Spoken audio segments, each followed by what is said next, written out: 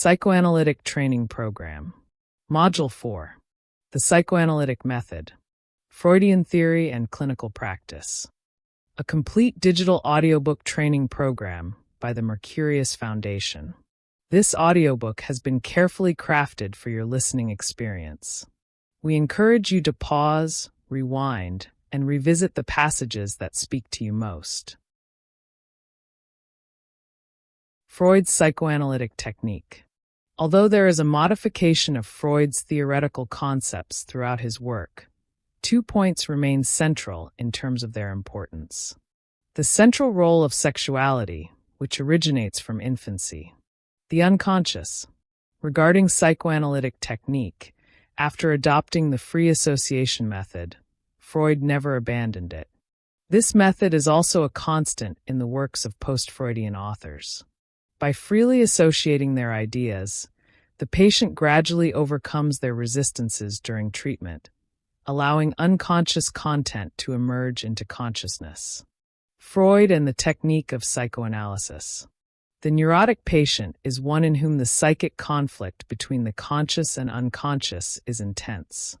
Repression affects the neurotic, and their satisfaction is achieved through compromise formations, primarily through symptoms.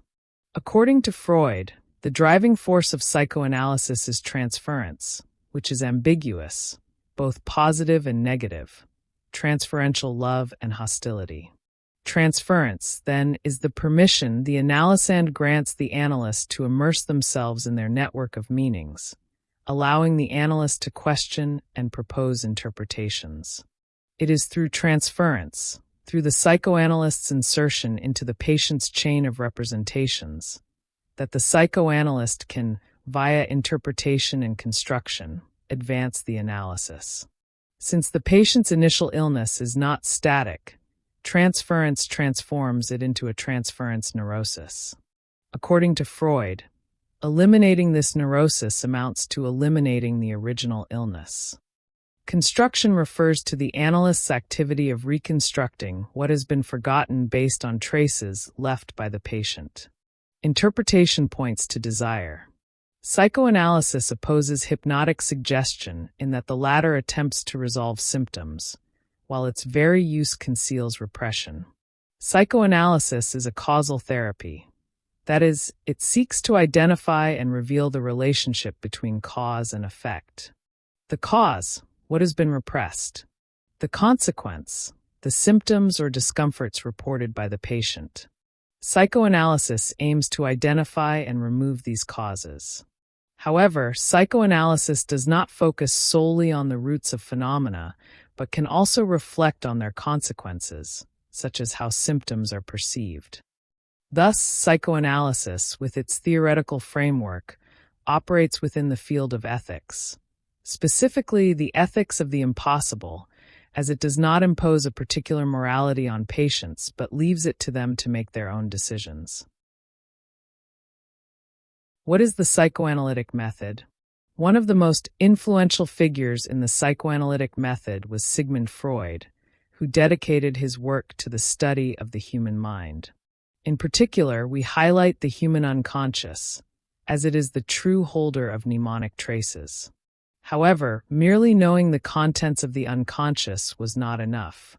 It was necessary to bring them into consciousness. But how to achieve this? What is the relationship between mental systems and human personality? How to conduct psychoanalysis? These were just a few of the thousands of questions raised by Freud, professionals, and society. To clarify these doubts, Freud divided the psychic apparatus into 3 major systems, which constitute the psychic topography.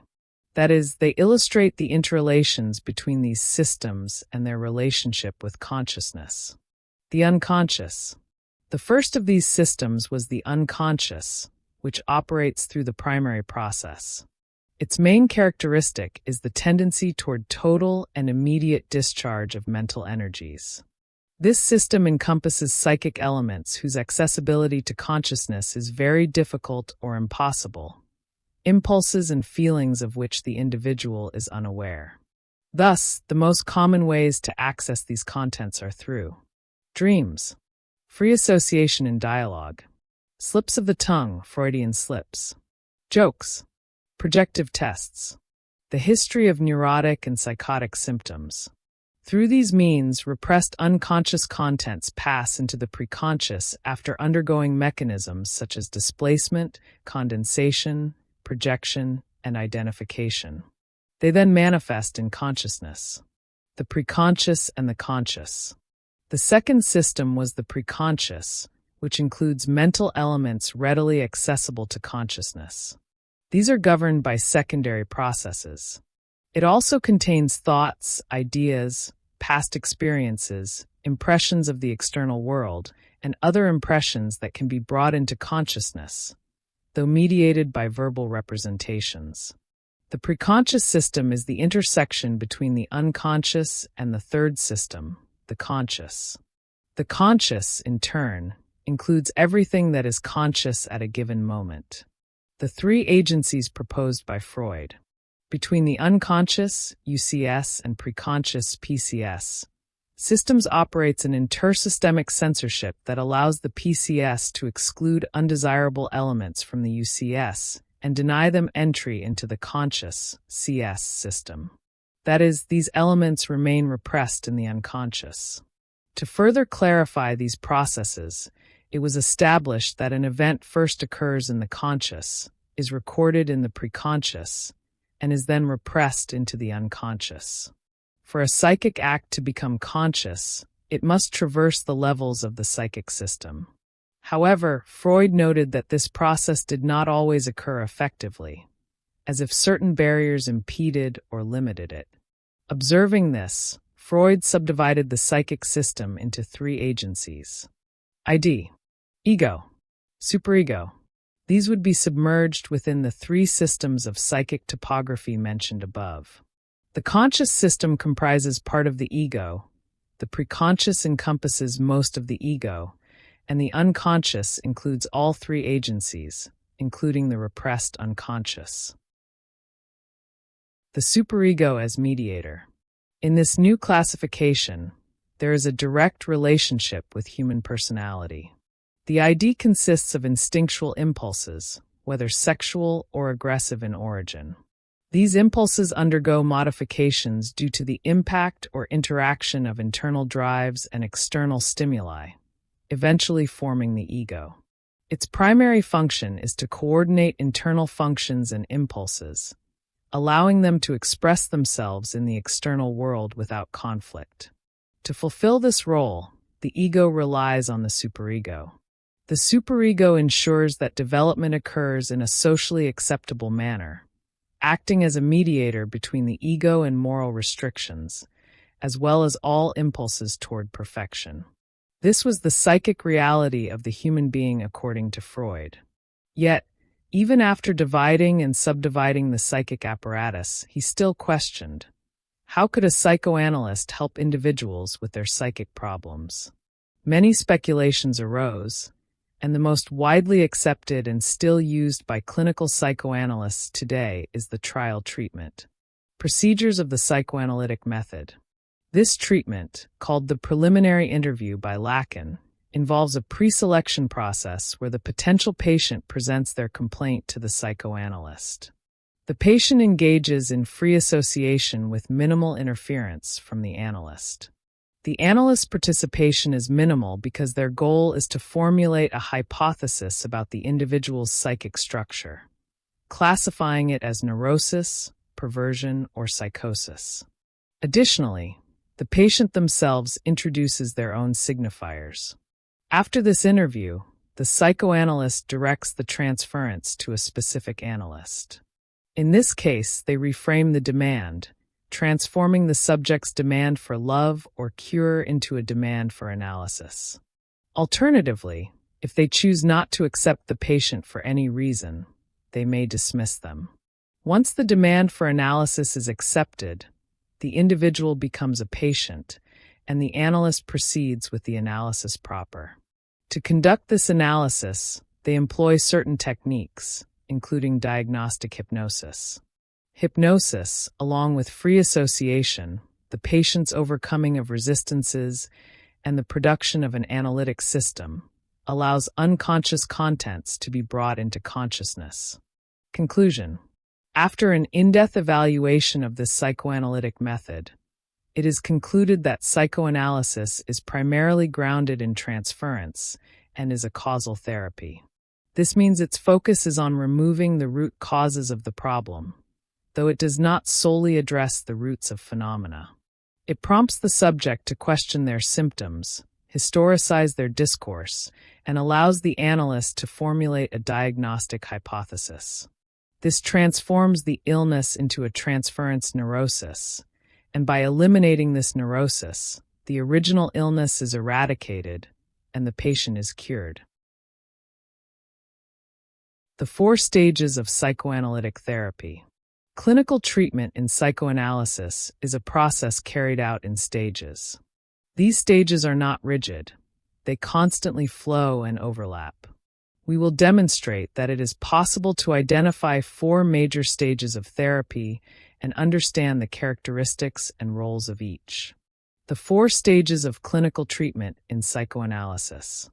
The essence of the technique is to produce a calm, trusting environment where truth can emerge within an established expectation and a unique experience shared by the psychoanalyst and the analysand. Maintaining a composed demeanor, that of a master and expert in the technique. The analyst remains as disarmed and exposed as possible, waiting for the experience to affect both themselves and the analysand simultaneously. The process is directed toward a point of rupture, the sequence of transference, that characterizes the analytic experience. The analyst then abandons the position of master to become the object of transference. The stages of psychoanalytic therapy do not occur in isolated moments and can be divided into 1. Subjective rectification. 2. Initial phase. 3. Transference neurosis. 4. Interpretation. Characteristics and roles of the stages of psychoanalytic therapy. 1. Subjective rectification. Occurs in the initial interviews with the patient, who is encouraged to speak about their problems. By intervening in the subject/symptom relationship, the analyst clarifies the patient's motives, sharing their impression of what and how the patient suffers. They explain implicit demands, whether the desire for treatment, healing, self-revelation, etc. 2. Initial phase. The patient is accepted, and the rules are made explicit. The analyst conveys their symbolic relationship with psychoanalysis, their own experience with analysis, characterizing this as the first object of transference the patient will encounter. The rules are announced: unrestricted speech, reliance on the analyst's experience, colleagues, psychoanalytic writings, texts, and ideals. 3. Transference neurosis. The most crucial moment, which even the analyst may resist approaching. The moment of transference, when the subject's ego also resists the uncovering of repressed content. The demand for love meets disillusionment as the patient realizes their emotional need is unacceptable. Repressed content resurfaces through the dynamics of invested drives, marking the most painful stage as it approaches the core of the problem. The closer it gets, the greater the resistance. Original demands transform into passionate love and hate, characterizing transference neurosis. 4. Interpretation. The final stage, where transference itself becomes the analysis. Interpretation involves briefly summarizing the latent meaning in the patient's speech and behavior, allowing them to access and psychically restructure their thoughts. Transference neurosis. As the central point of the psychoanalytic method, developed from the cathartic method through differentiated clinical interactions, we must analyze transference more closely, as its origins trace back to that method. The hysteric symptom arose from a group of ideas in the psyche, like a foreign body that, due to poor synthesis, did not integrate with the subject's other ideas, exerting a pathological effect. Charcot used hypnosis to induce the same symptoms, a process called artificial neurosis, later termed transference neurosis by Freud. Difficulties in using hypnosis. The cathartic method, with hypnosis, which expanded consciousness, produced the recollection of trauma related to isolated ideas through speech, integrating them into the subject's mind so they could reinterpret the pathogenic ideas trapped in the unconscious and release the tension of the effect linked to the trauma. Today, psychoanalysts proceed inversely. It is not about conscious perception, but about the analyst's unconscious perceiving the analysand's unconscious. The patient not only relived the trauma, but underwent a kind of hysterical crisis in recalling the ideas. The cathartic method could eliminate hysterical symptoms, but was ineffective against anxiety neurosis. Other difficulties arose. Not all patients could be hypnotized, and the method treated symptoms rather than causes. Freud's search for recollection. In France, Freud witnessed hypnosis experiments where patients repeated symptoms and, upon waking, remembered nothing, but when pressured on the forehead, everything resurfaced. By 1892, Freud abandoned hypnosis, using hand pressure on the patient's forehead to prompt free recollection of ideas. While treating Elizabeth, he discovered the concept of resistance. Later, he realized this resistance to recollection was tied to the pathology's origin and served as a defense against psychic suffering. Seeking alternative ways to recall psychic trauma, Freud developed the method of free association to investigate unconscious associations and representations through the patient's speech. This new method operates on the hypothesis that ideas and representations are always linked to a repressed unconscious desire. Interventions in uncovering unconscious thoughts. Interventions in treatment are made not to suggest but to interpret and reduce resistance. Often, what emerges are not the core neurotic elements but intermediate associative links, gradually unveiled and deepened, leading to the root cause. At a certain point, the patient encounters thoughts they didn't even know existed in their unconscious. Psychic influence must be exerted on the patient, with the analyst's personal influence playing a crucial effective role. The only way to break resistances. Conclusion. Reviewing the stages of psychoanalytic therapy, we recognize the importance of hysteria and the cathartic method in psychoanalysis's early development. The evolution of this method led from hypnosis to the concept of resistance, the necessity of overcoming it, and the emergence of transference. This configured the core of therapy and the analyst's interpretive role. The interview in psychoanalysis. Psychoanalysis also employs interviews in its clinical method, though with certain peculiarities compared to psychological theories. Let us examine some key points. Freud, in his technical writings, mentions the practice of what he called trial treatment. This occurred before the analysis proper, during which Freud would decide whether to accept the patient. Later, Lacan would speak of preliminary interviews, which correlate to Freud's trial treatment. This phase precedes the patient lying on the couch. It is the stage of establishing the psychoanalytic contract. The primary objectives of the preliminary interviews are: 1. To direct transference to that specific analyst. 2. To formulate a diagnostic hypothesis, producing an analytic symptom, which is not necessarily the one the subject initially complains about. 3. To generate an actual demand for analysis. The preliminary interviews mark that the beginning of an analysis does not coincide with the patient's entry into the analyst's office.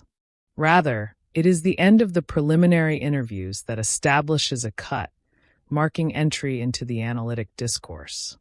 At first glance, this distinction may not be easily perceptible, as the preliminary interviews follow the same rules as analysis. The subject must also associate freely, that is, say whatever comes to mind. However, the patient's discourse is not interpreted during these interviews. At this stage, the analyst speaks as little as possible, only enough to keep the subject talking. This is because the diagnostic question is at stake. The patient is allowed to speak so that a hypothesis can be formed about their structure, neurosis, perversion, psychosis, and also because it is the patient themselves who introduces the signifiers that will guide their analysis. It is at this point that the analyst decides whether to accept the demand for analysis. Asterisk. The fact that someone is received in the consulting room does not mean the analyst has accepted them into analysis. Asterisk. The analyst may refuse to authorize an analysis if, for example, they perceive a psychotic structure, due to the risk of triggering an episode for which they would be responsible, or because the patient is already at a stage the analyst deems unsuitable to proceed. Remembering the maxim that an analysis only goes as far as the analyst's own analysis has gone. Let us emphasize this. The analyst, even after training, remains in analysis. That is, they must be an analysand of another psychoanalyst. If the analyst has not confronted certain issues in themselves and encounters a patient whose demands go beyond what the analyst has already explored in their own analysis, with another professional, we say the analysis has gone beyond the analyst's own point of analysis, rendering them unfit to take on that patient. The preliminary interviews also serve to configure the analytic symptom as such. The symptom the subject initially complains about usually expresses a demand for cure or love, in the sense of receiving attention, but not a demand for analysis. This must be produced through subjective rectification. When the subject seeks out the analyst, they present themselves through their symptom, a signifier. For example, if the patient's complaint is unbearable anguish, this is the signifier from which the interview will proceed. At first, this signifier represents the patient to the analyst. The patient is this anguish. The analyst, in turn, is another signifier, one arbitrarily constructed by the analysand in their fantasy. For instance, the analysand may assign the analyst a signifier of authority, someone who will resolve their suffering, or someone who will lead them nowhere.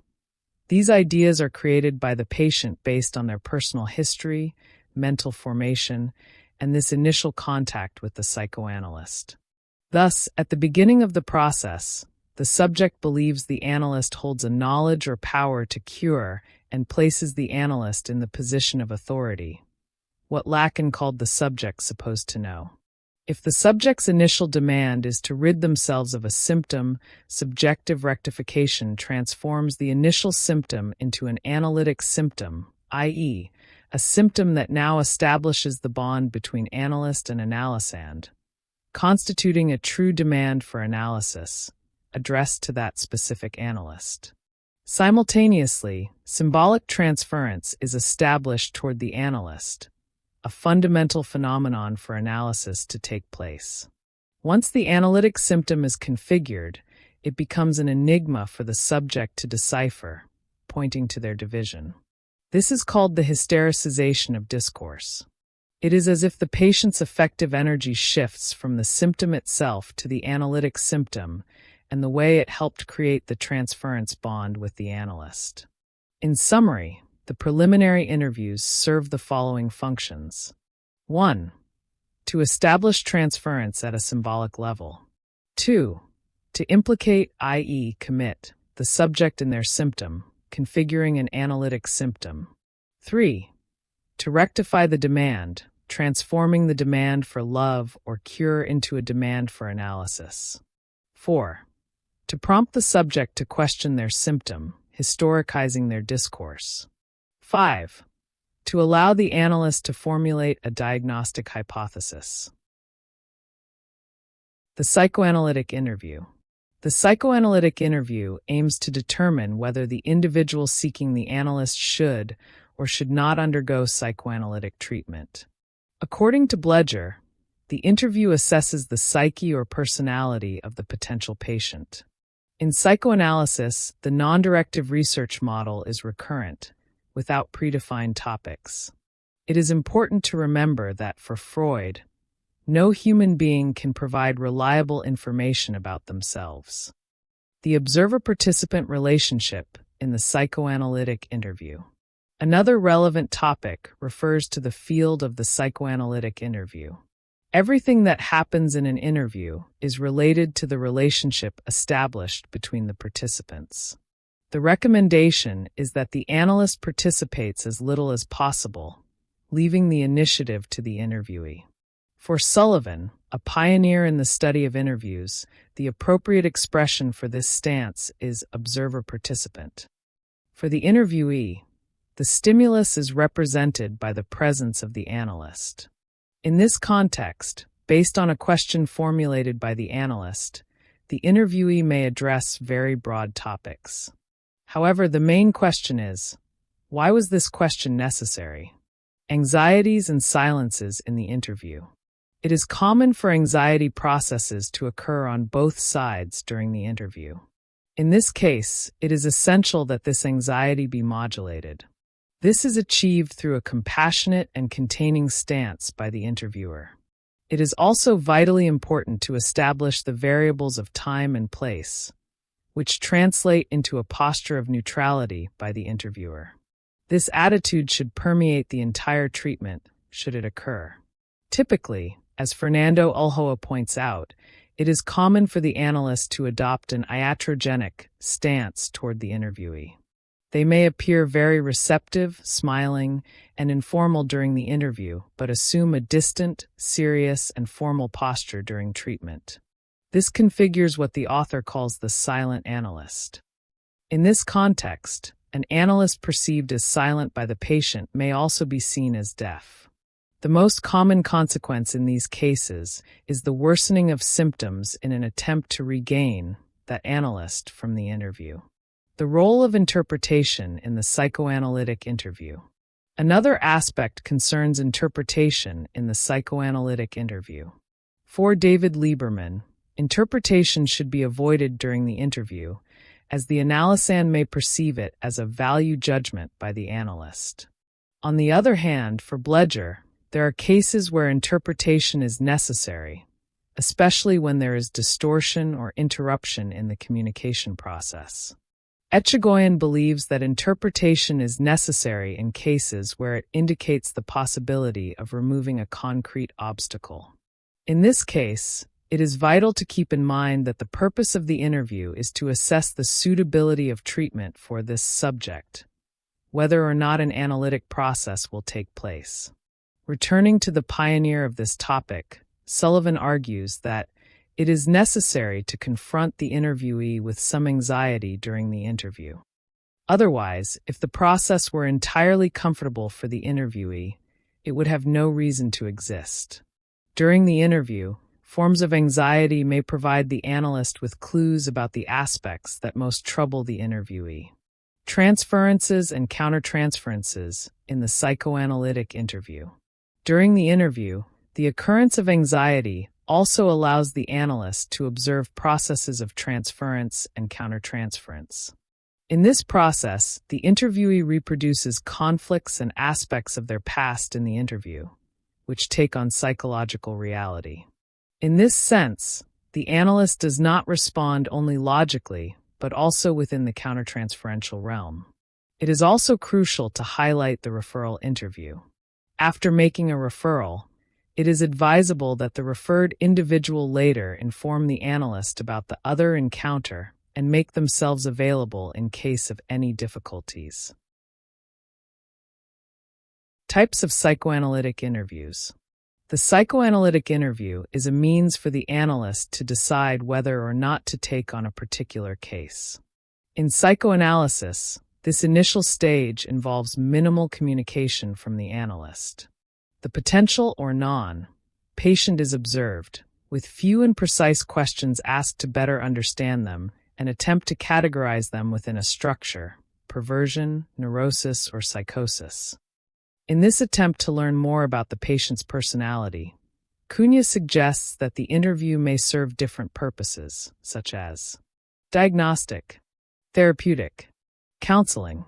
For Freud, the interview begins with a topic chosen by the patient: life history, the history of the problem, and childhood memories.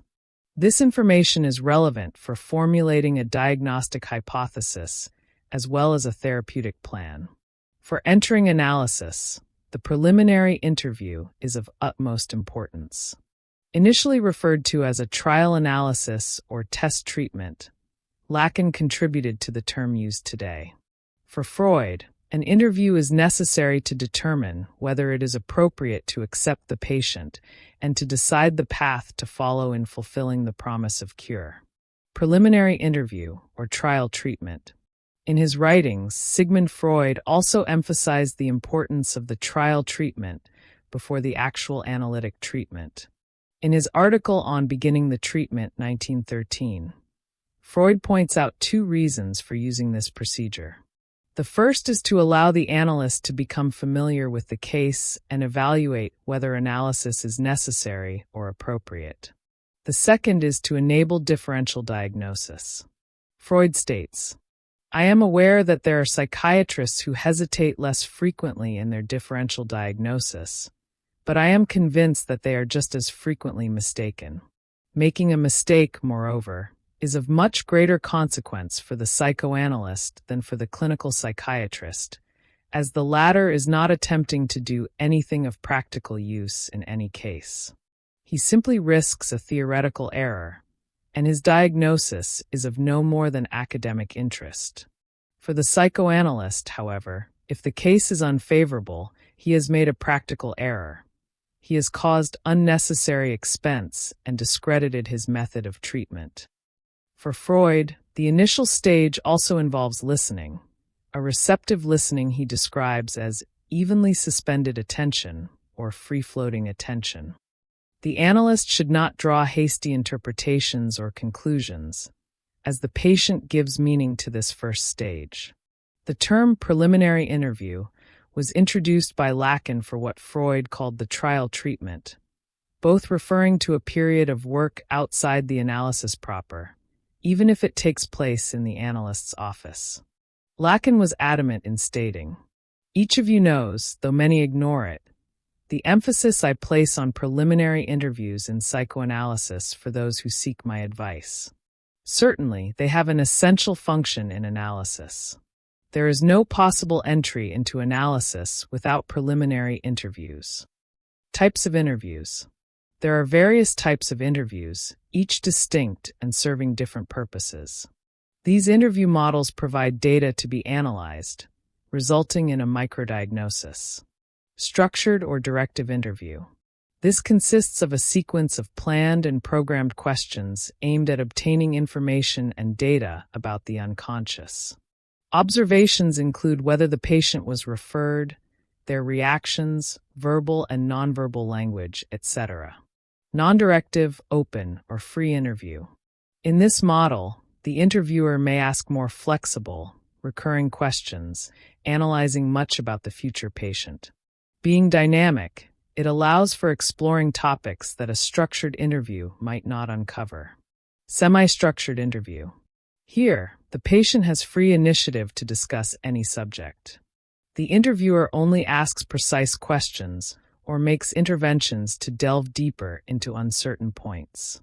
This method lies between the two previous ones, taking advantage of the best aspects of each.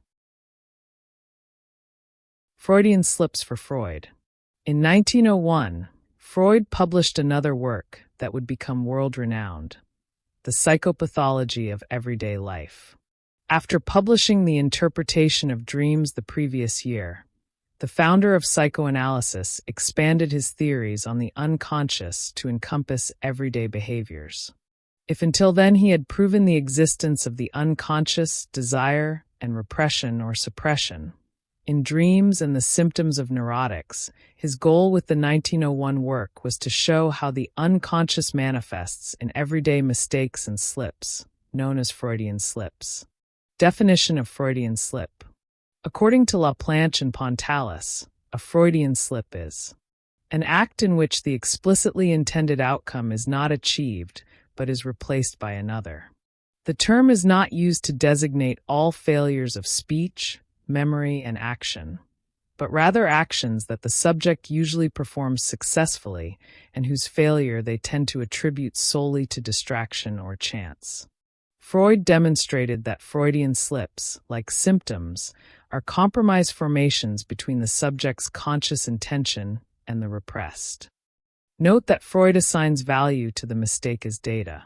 That is, when we see an error as just an error or mere chance, we may simply judge it as a mistake without learning from it.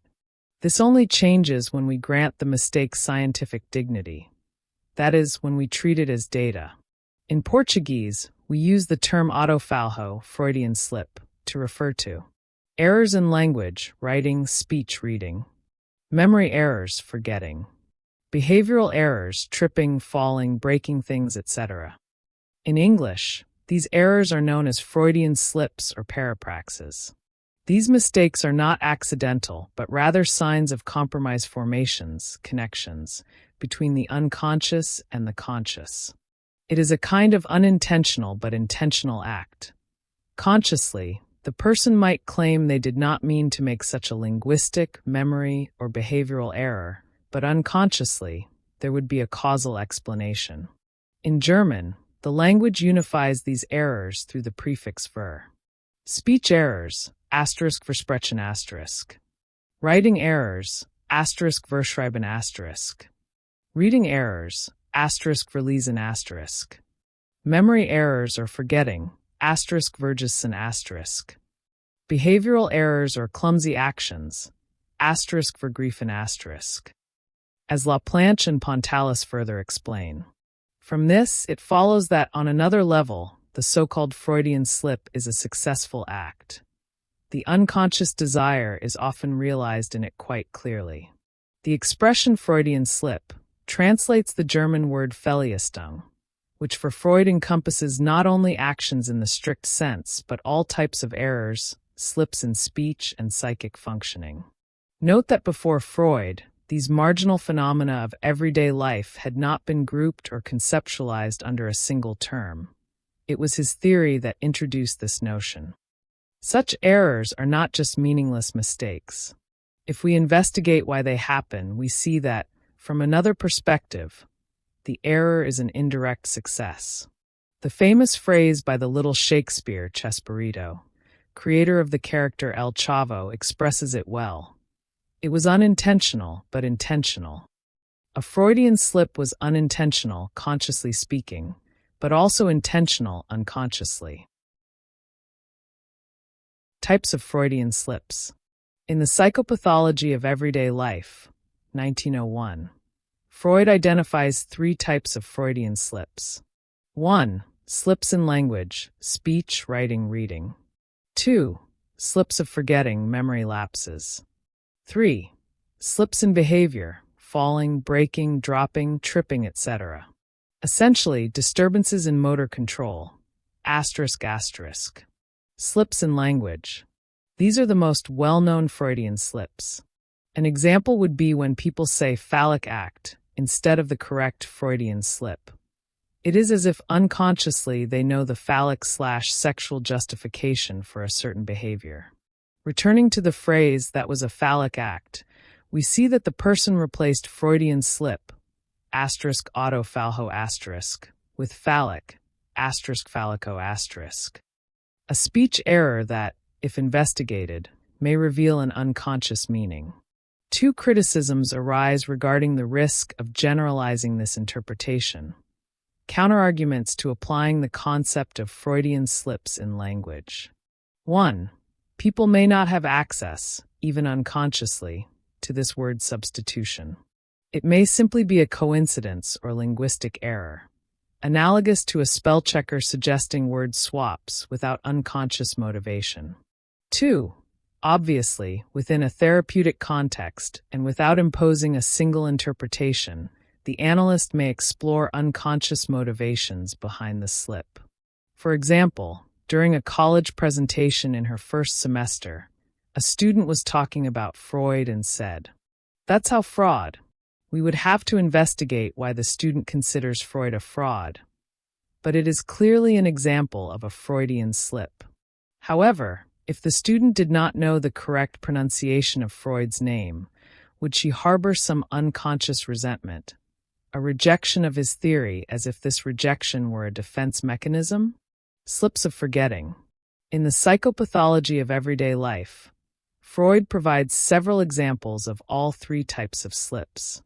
Early on, he mentions and analyzes a slip of forgetting that happened to him. While visiting the Orvieto Cathedral, he forgets the name of the painter of the frescoes. He tries to recall, and the names that come to mind are Botticelli and Boltraffio, but he recognizes that neither is correct. Someone else tells him the name, Signorelli, and Freud immediately recognizes it as correct. Analyzing why he forgot, he realizes that in the previous conversation, they were discussing customs in Bosnia and Herzegovina. The related topic was death and sexuality. The words Herzegovina and her German for sir, *signor* in Italian as in Signorelli, which were part of the earlier conversation, interfered with his associative chain and affected his memory. A simpler example is when we forget to call someone. The forgetting is an error, but if we investigate the cause deeply, we may find that a part of us did not actually want to call. The slip may suggest an unconscious component of desire. Thus, the Freudian slip is an error but also a success from the perspective of unconscious desire. Slips in behavior. The last type of Freudian slip involves mistakes in action. As mentioned earlier, these are disturbances in motor control that, when analyzed, also lead us to a compromise formation between the unconscious and the conscious. Freud provides the following example. In earlier years, when I visited patients at home more frequently than I do today, it often happened that I would take out the keys to my own house instead of ringing the doorbell, only to put them back in my pocket, almost embarrassed. When I consider the patients in whose homes this happened, I must suppose that this slip, taking out my key instead of ringing the bell, had the meaning of paying homage to the house where I made the mistake. It was equivalent to the thought, here I feel at home. Since it only occurred in places where I had grown fond of the patient, obviously, I do not ring the bell at my own house. An example of a so-called clumsy person may also illustrate this. They may not be doing what they unconsciously wish to do, so the unconscious creates obstacles. It is important to note that, despite the differences between the three types of Freudian slips, they share a unity in language. Not only linguistic slips, speech, writing, and reading, fall into this category. When we forget a name while introducing someone or fail to send an email, we are experiencing a conflict between a memory trace, a representative of the drive, or a signifier. Similarly, behavioral slips arise from a compromise formation between two signifiers, one on the side of desire and the other on the side of repression. What are the implications of Freudian slips during analysis? The analyst must pay attention to seemingly casual signals from the analysand, habits dismissed as mistakes or clumsiness, or even errors the analysand commits unknowingly. From there, the analyst may investigate, through questions to the patient, for example, whether a particular error might suggest some unconscious, repressed, or desired content. Freudian slips. It's fascinating to discover that when we're making mistakes, we're actually getting things right. Realizing how protectively our mind works for us is truly surprising. Through Freudian slips, we can uncover many things. For example, we might understand why a wife keeps calling her current spouse by her ex-husband's name, even though she claims to have forgotten her former partner. Certainly, the root of these slips lies in our unconscious. The Freudian slip reveals a truth hidden in the unconscious. Let's consider an example. A person loses their beloved dog, who was mischievous and disobedient, traits they often complained about, despite loving the dog deeply. Heartbroken, they declare they'll never get another dog to avoid suffering such a loss again. Yet, days later, someone gifts them a new puppy to console them. Though happy about the new companion, they keep calling it by the deceased dog's name.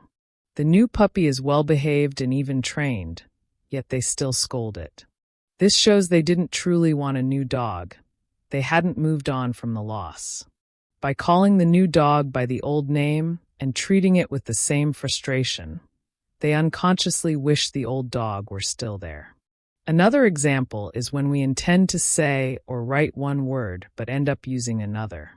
It may seem nonsensical consciously, but unconsciously, something is trying to surface. What are Freudian slips? A Freudian slip is a mistake in speech, memory, or physical action, hypothetically triggered by the unconscious. These slips are keys to unresolved issues within us. Unlike ordinary errors, which stem from ignorance or convenience, Freudian slips carry deeper meaning. A Freudian slip can be the key to a solution. The same applies to people who remarry without fully recovering from a past relationship. When they accidentally call their new spouse by their ex's name, it's an error, but one that could hold the solution to unresolved emotional baggage if examined. The past can't be changed, but we can and should correct the present, as it shapes our future. It's remarkable how a mistake can unlock the right path. Take, for instance, a couple constantly arguing because the wife forgets to buy her husband's favorite foods or iron his clothes. She doesn't remember these things because they matter to him, not to her. Since they aren't her responsibility, she has no reason to prioritize them. He should take charge of his own needs. Meaningful mistakes. Once she recognizes this slip, it becomes a breakthrough. Realizing that Freudian slips are actually truths makes all the difference. Instead of self-blame, we can find the key to these errors, solving familial, professional, and social conflicts. As Freud said, these errors are not mere mistakes. They are not meaningless flaws. If we investigate why they happen, we'll see from another perspective that the error is a success. We've confirmed that Freudian slips are in fact unconscious desires. By paying attention to them, we uncover solutions to many problems. Thus, they cease to be slips, and instead reveal what we truly want, even unconsciously. Without Freud's discovery, many might remain oppressed and distressed by these mistakes, never imagining they hold the key to untangling our inner chaos. Freudian slips expose repressed desires. In short, we can confidently say that Freudian slips are our hidden truths, or even our correct instincts. The solution to many problems lies in observing and understanding them. That is, unbearable content, due to painful memories, is hidden in our unconscious through repression. It only reveals itself through symptoms, disorders, phobias, dreams, jokes, and Freudian slips. These slips are keys to unresolved issues within us, which we often mask, trying to convince ourselves everything is fine. But if we heed these slips, they'll expose the truth. Things are not fine. Paying attention to them brings the necessary adjustments and corrections. Conclusion. Our unconscious has much to reveal, even what it fiercely hides.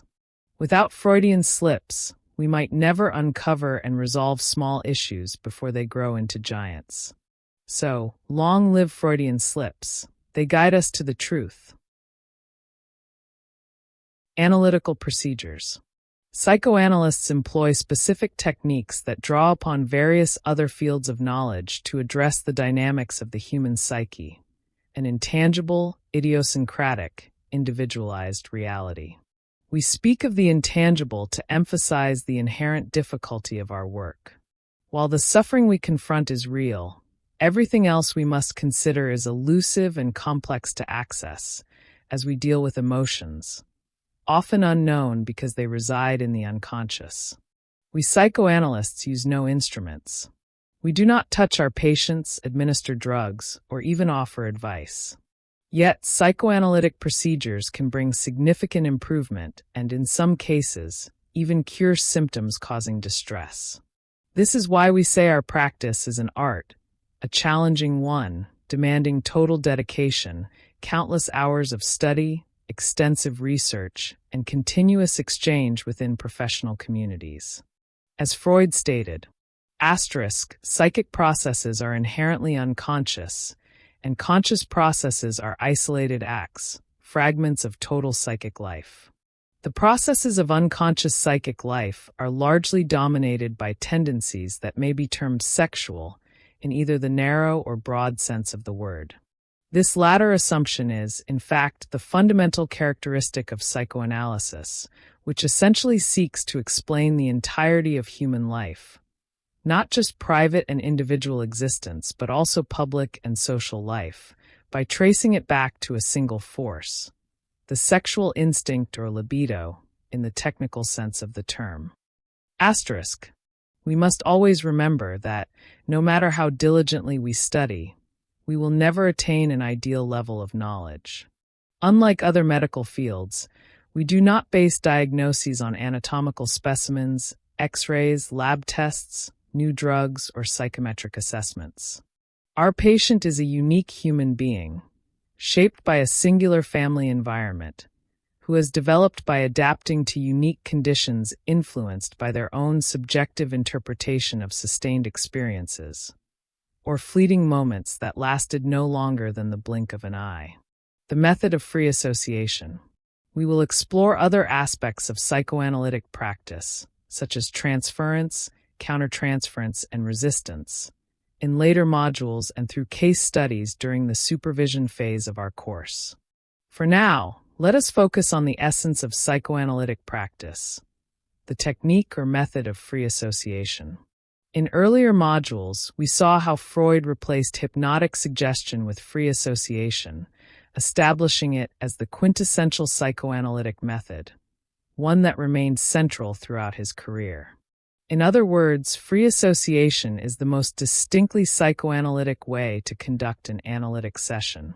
When the patient speaks, they experience psychophysical relief simply through the mechanical release of psychic tension. But beyond this quantitative aspect, there is a qualitative dimension, the content itself.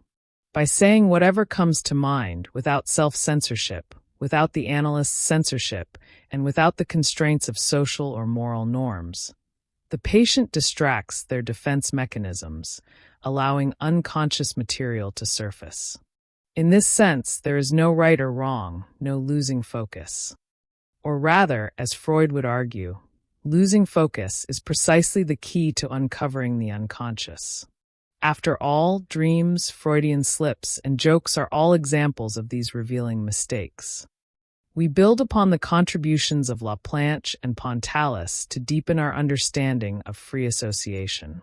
Free association is a method that involves expressing all thoughts indiscriminately, whether prompted by a given element, a word, number, dream image, or any representation, or arising spontaneously.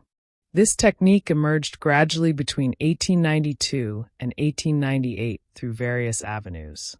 As demonstrated in studies on hysteria, 1895, free association evolved from pre-analytic methods of investigating the unconscious, which relied on suggestion and the patient's mental concentration on a specific representation. The insistence on searching for pathogenic elements gave way to the patient's spontaneous expression, a shift Freud elaborates in his commentary on the case of Emmy von N. Freud also applied free association in his self-analysis, particularly in interpreting his dreams. Here, a dream element served as the starting point for uncovering associative chains leading to latent dream thoughts. Pre-Freudian experiments involved studying reactions and reaction times, which varied based on subjective states, to stimulus words. The analyst would suggest words, and the analysand would respond rapidly with whatever came to mind. Jung highlighted that such associations were determined by the totality of ideas linked to a particular emotionally charged event, a totality he termed a complex. Freud, in On the History of the Psychoanalytic Movement, 1914, acknowledged the value of these experiments. Asterisk, they provide quick experimental confirmation of psychoanalytic findings and allow students to directly observe connections that an analyst can only describe. Asterisk. Another influence Freud cited in a note on the prehistory of the technique of analysis, 1920, was the writer Ludwig Born, whose essay on becoming an original writer in 3 days by writing down every passing thought and exposing the effects of self-censorship resonated with Freud's youth. These ideas undoubtedly shaped Freud's concept of free association, which later minimized self-censorship by encouraging uninhibited expression. Unlike earlier methods that relied on random word prompts, Freud's approach drew from the analysand's own material, dreams, slips, desires, etc. The initiative to choose topics remained with the analysand, while the analyst intervened sparingly, often through questions that prompted deeper reflection on the meaning behind associations. Conclusion: the meaning of free in free association. The term free in free association requires clarification. 1. Even when associations begin with a stimulus word, Zurich experiments, or a dream element, Freud's method in the interpretation of dreams, 1900, the unfolding of associations is free in that it is not guided or controlled by selective intent. 2. This freedom is even more pronounced when no starting point is given. This is why the rule of free association is synonymous with the fundamental rule of psychoanalysis. However, freedom should not imply randomness. The rule of free association aims to eliminate voluntary selection of thoughts, or, in Freud's first topography, to bypass the censorship of secondary processes between conscious and preconscious. Free association thus helps reveal unconscious defenses, exposing the deeper repression between the preconscious and unconscious. Ultimately, free association uncovers the deterministic order of the unconscious. As Freud noted, when conscious goal representations are abandoned, hidden goal representations govern the flow of ideas. To illustrate, a fixed idea brought to therapy, e.g., a specific phobia, is a conscious representation. Through free association, it connects to other ideas, revealing a hidden psychic framework that motivates the phobia and related constructs. This principle is evident in Freud's account of his patient Emmy von N. Responding to his persistent questioning about symptom origins, she insisted, "Don't keep asking where this or that comes from. Let me say what I have to say." Studies on Hysteria *, 1895. Freud observed that she seemed to take ownership of the process. The words she addresses to me are not as deliberate as they appear. They faithfully reproduce memories and fresh impressions that have affected her since our last conversation, often emerging entirely unexpectedly from pathogenic reminiscences she spontaneously discharges through speech.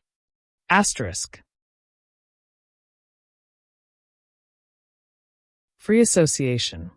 The method of free association is a psychoanalytic technique created and popularized by Sigmund Freud.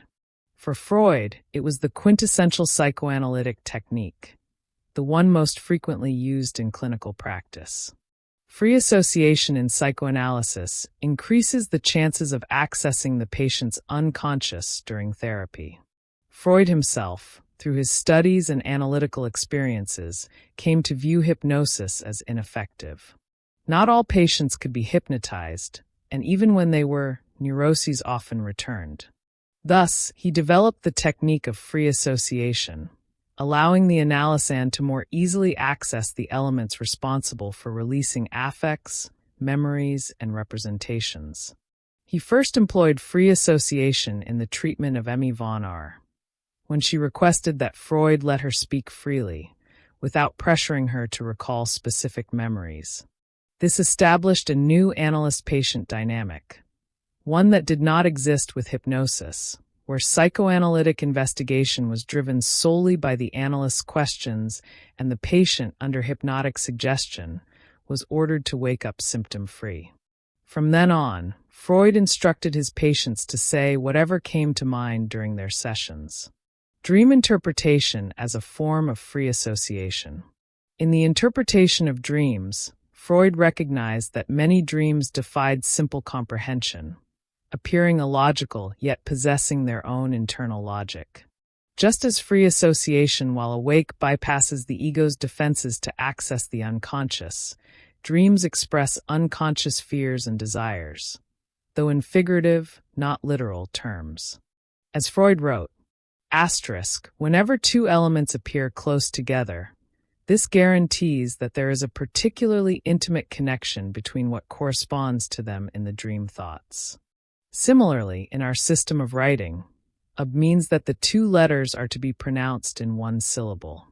If a gap is left between A and B, it means that there is the last letter of one word and the B, the first of the next. The same is true of the arrangements in dreams. Their groupings are not made up of accidental, disconnected portions of the dream material, but of portions which are also more or less closely connected in the dream thoughts. The technique of free word association. Free association in psychoanalysis requires suspending logical rigor.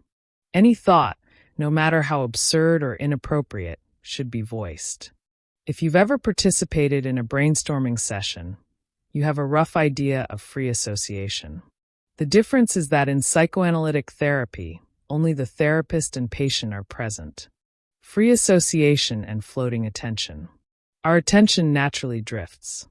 Maintaining focus on a single object or topic is difficult. Why does our attention wander? For Freud, distraction follows desire. If a task is boring, drifting is the unconscious seeking escape. Conversely, what brings us pleasure tends to hold our focus. If attention shifts from topic A to B, the psychoanalyst will note this and ask the patient, why this change? Does B interest you more than A? What connects A and B? Free association also proved fruitful in the arts. Dadaist, surrealist, and nonsense poets and painters, like Salvador Dali, employed juxtaposed ideas without demanding logical explanations for their symbolic connections. Is any thought flow free association? Can any free-flowing thought or wandering attention be called free association, even without an analyst present? In our view, no. Not all thought streams qualify as free association. The human brain operates via thought flow, where seemingly random elements emerge.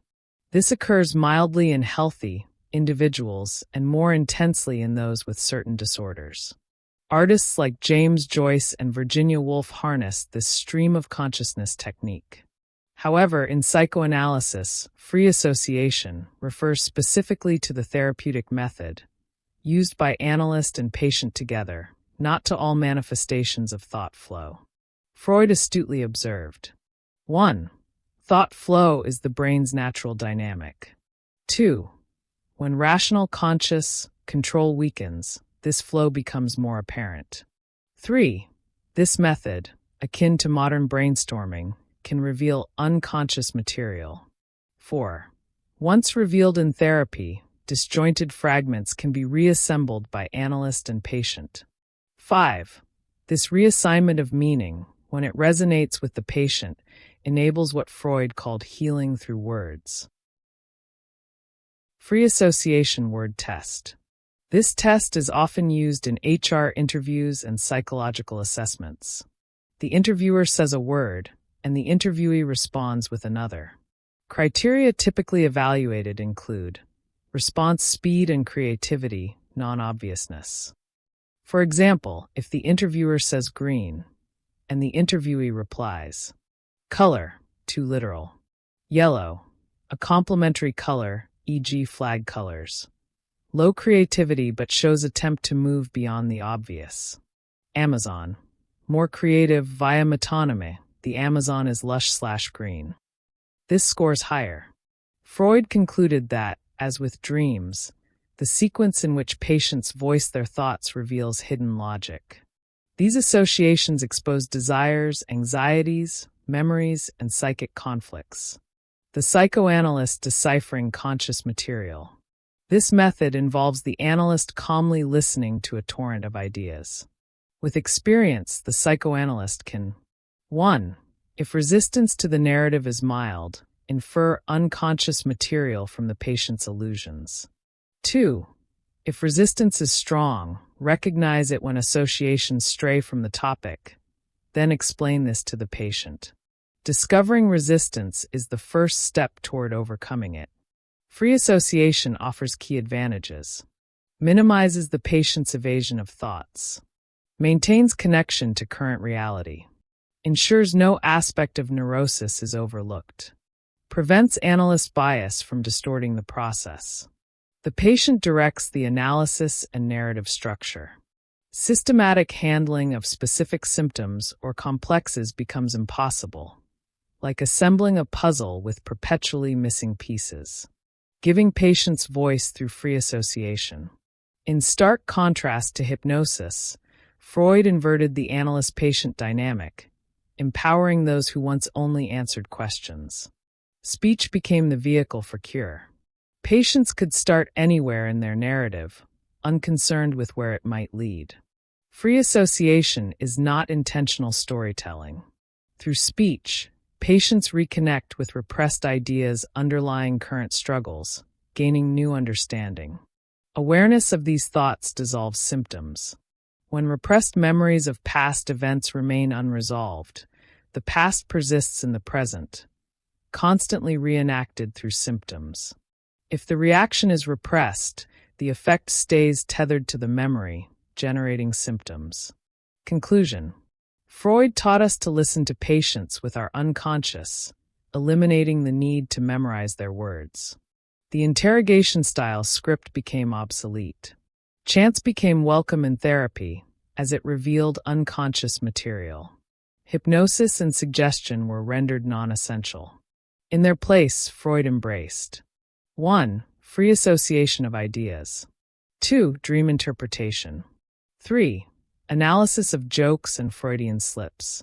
Among others, the analyst, like the patient, employs free association, momentarily relinquishing conscious thought.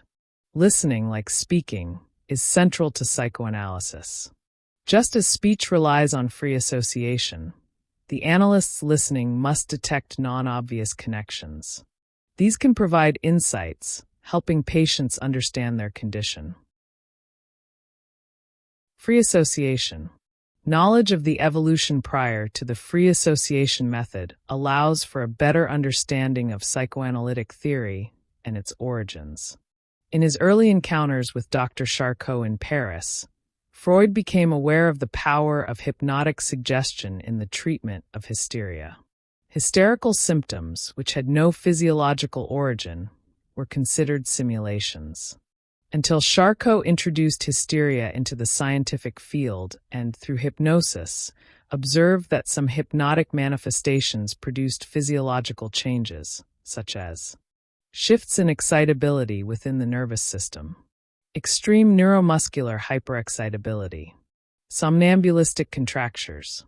These phenomena were described by Charcot as manifestations of grand hypnotism. Understanding hysteria in the early days of psychoanalysis. Hysteria was characterized by episodes of paralysis, blindness, states of unconsciousness, nervous tics, hallucinations, among others. Back in Vienna, Freud sought to go beyond hypnosis, as he not only wanted symptoms to disappear, but also to uncover the causes behind hysteria. This led him to Dr. Breuer and his cathartic method. Freud recalled Breuer when remembering the case of Anna O., whom Breuer had treated in Vienna. Freud and Breuer extensively studied the matter and concluded that sexual factors were always involved in the psychic traumatic events underlying hysteria. Freud argued that these factors gave rise to different neurotic illnesses. Causes of hysteria, according to Freud. Freud disagreed with Breuer regarding the origin of hysteria. For Freud, a traumatic event determined the onset of hysteria because it involved intolerable and repulsive feelings. The emotions in hysterics are extreme. There is an emotional exaggeration. What may seem insignificant to others becomes a source of great emotional distress for the hysteric.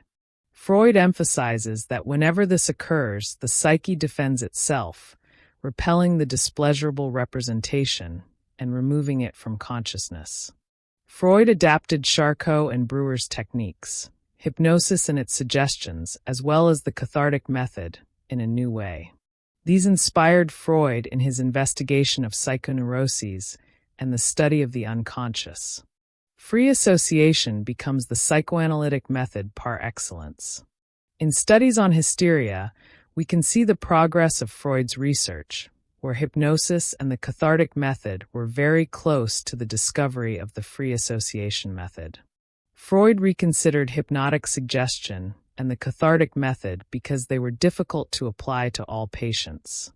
Patients also struggled to follow suggestions, as a forgetfulness was induced by the suggestive commands. Patients could not recall important events in the suggested sequence and sought to forget traumatic memories. Thus, traumatic representations remained in the unconscious because through hypnosis, and only during its process, patients could only access these traumatic representations unconsciously. Moreover, the suggestions of the cathartic method also had limitations, as we will see. Consequently, the patient did not engage in associative elaboration regarding past traumatic events, and thus did not resolve their symptoms. After all, to overcome symptoms, it is necessary to eliminate the resistance related to the representation. That is, the problem. Free association and resistances. In 5 lectures on psychoanalysis, Freud notes, hypnosis conceals resistance, leaving a certain psychic sector free and accessible, but at its boundaries it accumulates resistances, creating an insurmountable barrier for the rest. Thus, Freud observed that upon awakening from hypnosis, although the patient experienced symptom relief, the pathogenic representation would persist unconsciously, waiting for a new trigger, trauma, to produce new symptoms. It took Freud's patient Emmy von N.'s words, "Don't speak to me," for him to realize the need to let his patient's associations flow freely for treatment to progress. This implied the necessity of freedom during an analysand's accounts so that the flow of distressing thoughts would not be interrupted, avoiding confusion and worsening discomfort. Thoughts and their associations should flow freely. This was the precursor to free association. Working through trauma via free association. Freud believed it was necessary for the patient to consciously work through the traumatic representation to understand, judge, and accept it, thereby gaining conscious control over its meaning so that the symptom could be extinguished. For this to happen, a full understanding of the lived trauma was required. This meant reconstructing the history linked to the traumatic experience so the patient could consciously comprehend the trauma that generated the symptoms. Hence, the need for deep therapy, which would make the repressed trauma, responsible for distressing symptoms, conscious. Bringing the traumatic representation into consciousness became the goal of Freud's therapy. Merely accessing these representations and obtaining symptom relief, as in hypnosis and the cathartic method, was no longer enough. The patient needed to understand the traumatic experience and process it, forming a conscious judgment about what was previously unknown in their unconscious. Thus emerged the free association method. Thus emerged what Freud came to call psychoanalysis. Freud and hypnosis. According to Peter Gay, Freud's sessions with patient Emmy allowed him to see that hypnosis was indeed useless and meaningless. A questionable assertion, especially when considering the work of Charcot, Breuer, and others. Despite this lingering view among some and the widespread belief that hypnosis was abandoned due to the overwhelming supremacy of free association, we must consider not only the importance of hypnosis in the development of psychoanalysis, but also recognize that the separation may have been far more amicable than it appears.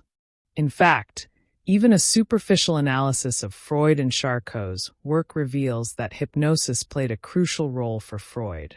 Experience prevails over authority. Challenges to the efficacy of hypnosis based solely on empiricism and the mere argument that Freud abandoned, it deserve a response in Freud's own words. Freud stated, in scientific matters, it is always experience and never authority that delivers the final verdict, whether for or against. With these words, Freud defended hypnosis against those who condemned it without ever having tried it in clinical practice. When examining the very process that led to the adoption of free association, it becomes clear that Freud, from the beginning, showed a preference for recollection over suggestion, which was tied to suggestive therapy. This preference grew even stronger as the father of psychoanalysis began to more clearly perceive the dynamics of repression in the formation of hysterical unconsciousness and how symptoms were linked to this formation. The transition from hypnosis to free association. Later, Freud realized that traumatic reminiscences were products of the patient's psychic reality rather than objective reality. These memories could be accessed without hypnosis, through the free association of thoughts. Thus, this transition does not appear to involve a qualitative judgment. Rather, it was an adaptation to Freud's own style in search of the most suitable and effective technique for him. An analysis of the time Freud and Charcot worked together. Regarding Freud's relationship with hypnosis, some claim he abandoned the technique because he was not a good hypnotist. However, this is not the full story. It deserves further scrutiny. Freud and Charcot worked together, and Charcot even stated that Freud was one of his best students. Yet, external factors, such as Freud's excessive cigar smoking, which led to voice problems, and the fact that he owned only 2 suits, 3 sets of underwear, and 3 pairs of shoes, may have hindered his use of hypnosis. Weissman suggests that perhaps Freud had difficulties hypnotizing. It is possible he lacked the qualities of a good hypnotist, and this may have contributed to his abandonment of the method. Indeed, Freud himself admitted, when I realized that, despite all my efforts, I could only hypnotize a small fraction of my patients, I decided to abandon this method. But the fundamental point here is to demonstrate that hypnosis did not suffer from a sense of abandonment, but rather from satisfaction in its contribution, leading Freud to seek new paths better suited to his profile. Similarly, Jung would later do the same without devaluing Freudian psychoanalysis, contextualizing Freud's discoveries in his time. Beyond all that has been presented, we must contextualize Freud's discoveries within the social environment of his era. Imagine, in the early 20th century, a man emerging to speak of the unconscious, arguing that the whole idea of the wandering womb as the cause of hysteria was false, a notion that already had other defenders. On top of that, he introduced the talking cure, yet another innovation in a medical field deeply rooted in traditional scientific concepts. It was, without a doubt, a lot of novelty for that time. Now, imagine adding hypnosis to all this, a practice that, even today, carries an air of mysticism and is dismissed by many. By the end of his research, Freud acknowledged the usefulness of hypnosis, but rejected hypnotism and hypnoanalysis as therapeutic methods due to his inability to induce trance in his patients. Topography of the psychic apparatus. Psychoanalytic theory has the particularity of not considering psychic acts in the same way as classical psychology does. Psychoanalysis studies them as juxtaposed and associated elements. Psychoanalysis conceives psychic life as the incessant evolution of elementary, antagonistic, composite, or resultant forces, with a dynamic concept of the psyche. Freud's work presents 2 topographies. 1. The first, topographical model, distinguishes primarily between the unconscious, preconscious, and conscious. 2. The second, structural model, distinguishes 3 agencies, the ID, the ego, and the superego. The term topographical refers to a theory of places derived from the Greek topos, singular, or topoi, plural, meaning place or places. Freud's hypothesis of a psychic topography originates from an entire scientific context of debates, evaluations, and observations spanning from 1891 to 1900, when Freud first presented his topographical conception of the psychic apparatus in Chapter 7 of The Interpretation of Dreams, 1900. Conceptualization of the topographical theory. What does this theory consist of? Freud proposed dividing the psychic apparatus. According to this theory, there are three foundational parts of our mental system, each characterized by its relationship with consciousness. Freud's characterization is as follows. System ICS unconscious, asterisk asterisk. System PCS preconscious, asterisk asterisk. System CS conscious, asterisk asterisk. 1. The first system, the unconscious, ICS, encompasses psychic elements that are very difficult or impossible to access consciously. That is, we cannot bring them to a rational, lucid level, nor to the level of our active concentration. 2. The second system, the preconscious, PCS, includes mental elements readily accessible to consciousness. For example, things we are not currently thinking about, but can recall at will. These are facts not presently conscious, but not repressed or forgotten, which we can bring to consciousness with mental effort. 3. The third system, the conscious CS, includes everything that is conscious at a given moment. However, it is considered that all material that was conscious at one moment later passes into the preconscious. Additionally, certain conscious experiences, once overcome, are partly recorded in the preconscious, while another part is repressed into the unconscious. Between the ICS and PCS systems, an intersystemic censorship operates, allowing the PCS to exclude undesirable elements from the ICS and prevent their entry into the CS. The central idea of the topographical theory is that the psychic apparatus can be divided into systems based on their relationship with consciousness. When we question the level of consciousness we have regarding certain facts or acts, we are engaging with Freudian questions of the first topography. The psychic instances. In the psychic universe, we are unaware of far more than we know. This stems from the very premise of the unconscious. One of Freud's great discoveries was the assertion that unconscious psychic processes exist. In other words, what we know about ourselves is the smallest part of who we truly are. For Freud, our mental processes occur in a connected manner. That is, no thought, feeling, or memory happens by chance or in isolation. It does not occur accidentally. For example, when someone says they don't want something when, in truth, they do, this cannot be dismissed as a mental accident because it does not happen randomly. Even if some thoughts or sensations appear to arise spontaneously, there are hidden links connecting these mental events to others that occurred earlier. According to Freud, mental processes develop continuously, even if people are not consciously aware of this continuity between their thoughts and feelings. The conscious, preconscious, and unconscious. To understand mental events, Freud developed what he called the ICS, PCS/CS system, the three psychic instances. A useful metaphor for grasping these concepts is the image of an iceberg. The small visible part above the surface represents the conscious. 1. The conscious asterisk asterisk. The conscious is the part of the mind that deals with information of which the individual is aware at a given moment.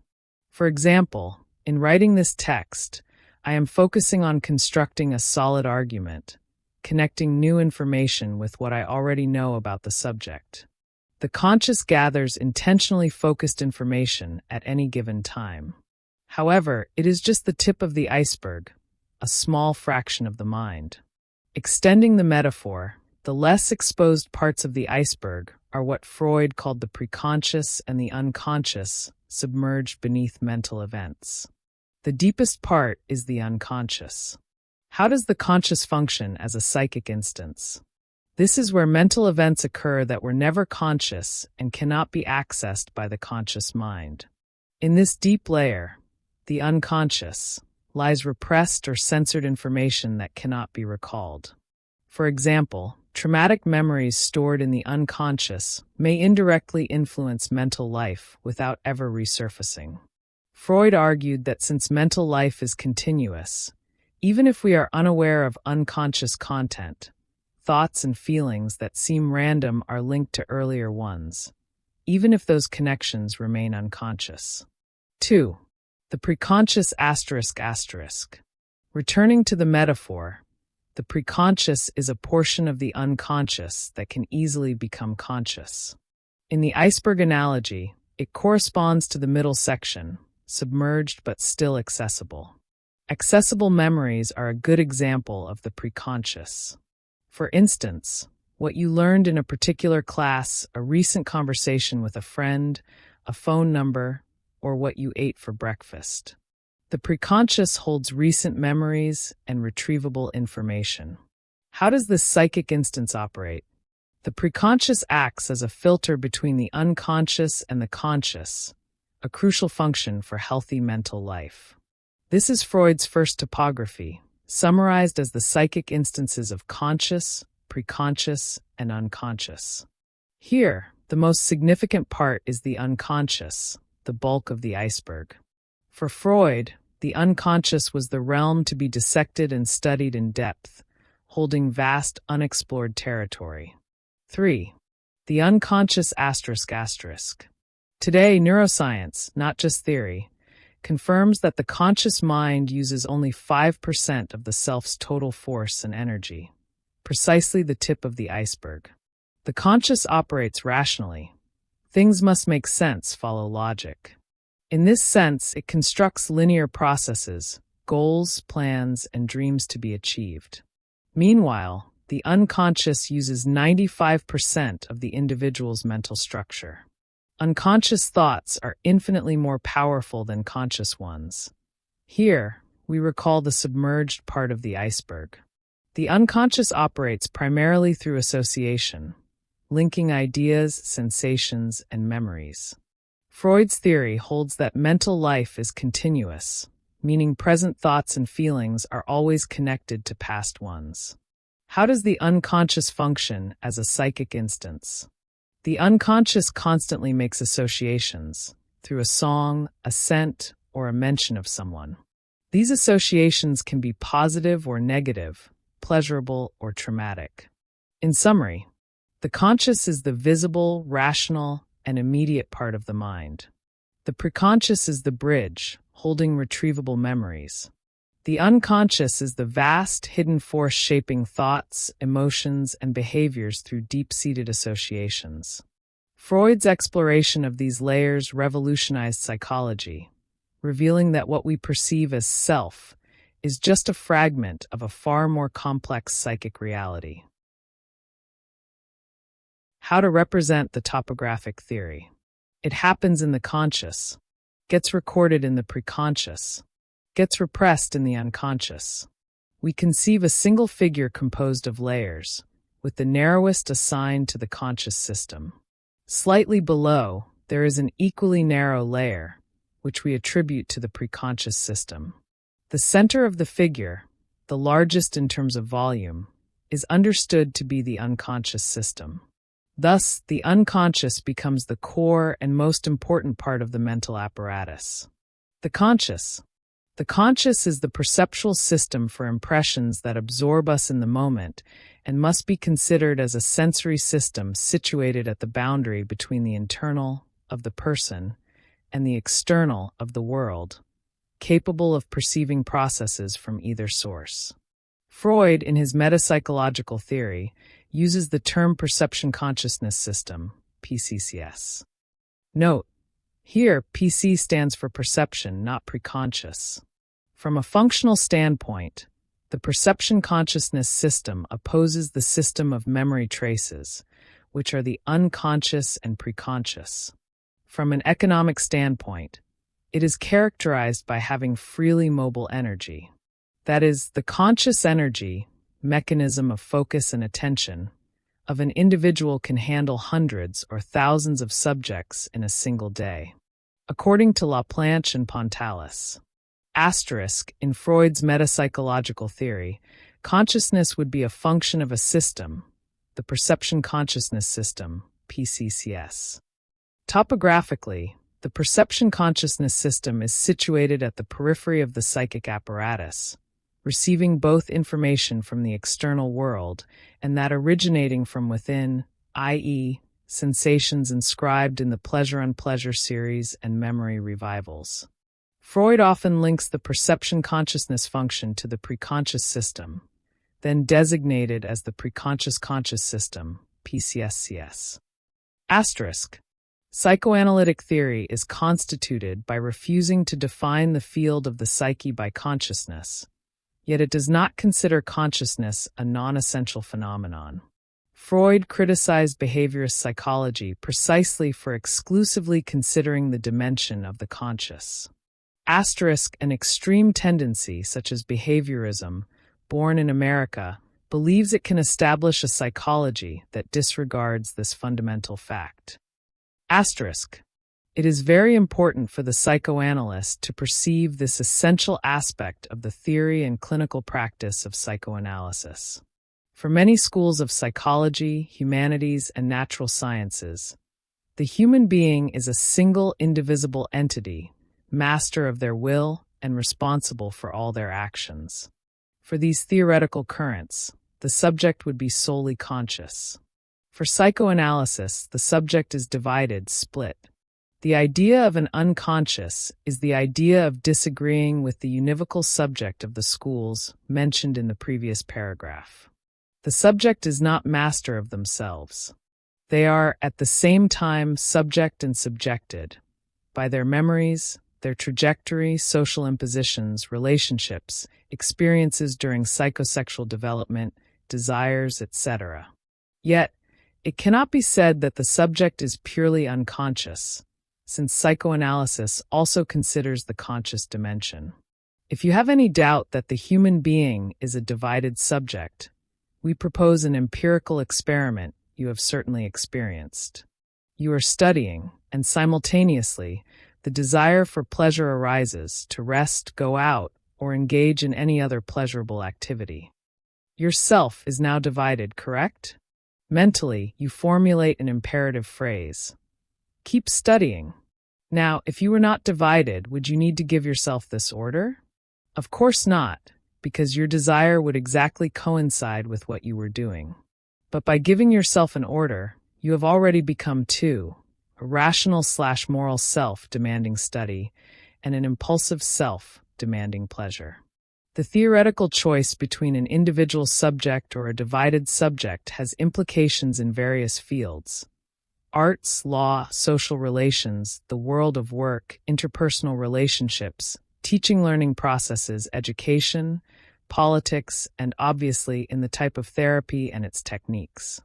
Freud considers consciousness as a function of the perception consciousness system, PCCS, a given of individual experience that presents itself to immediate intuition, without renewing its description. When speaking of consciousness, everyone immediately knows from experience what it refers to.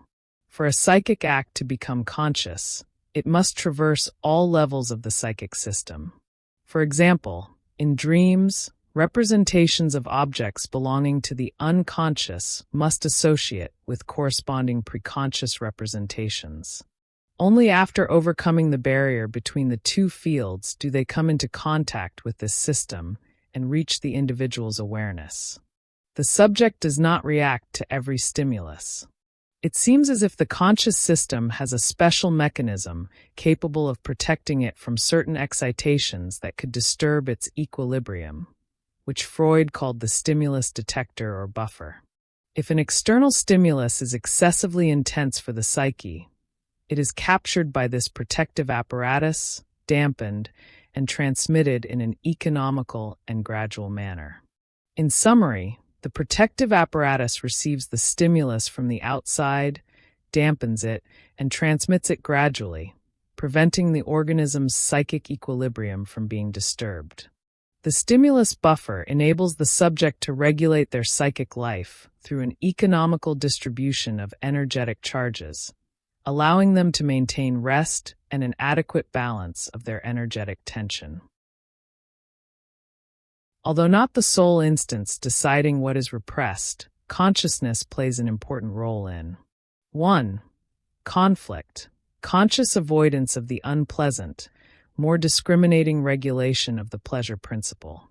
2. Treatment, the function and limit of becoming conscious.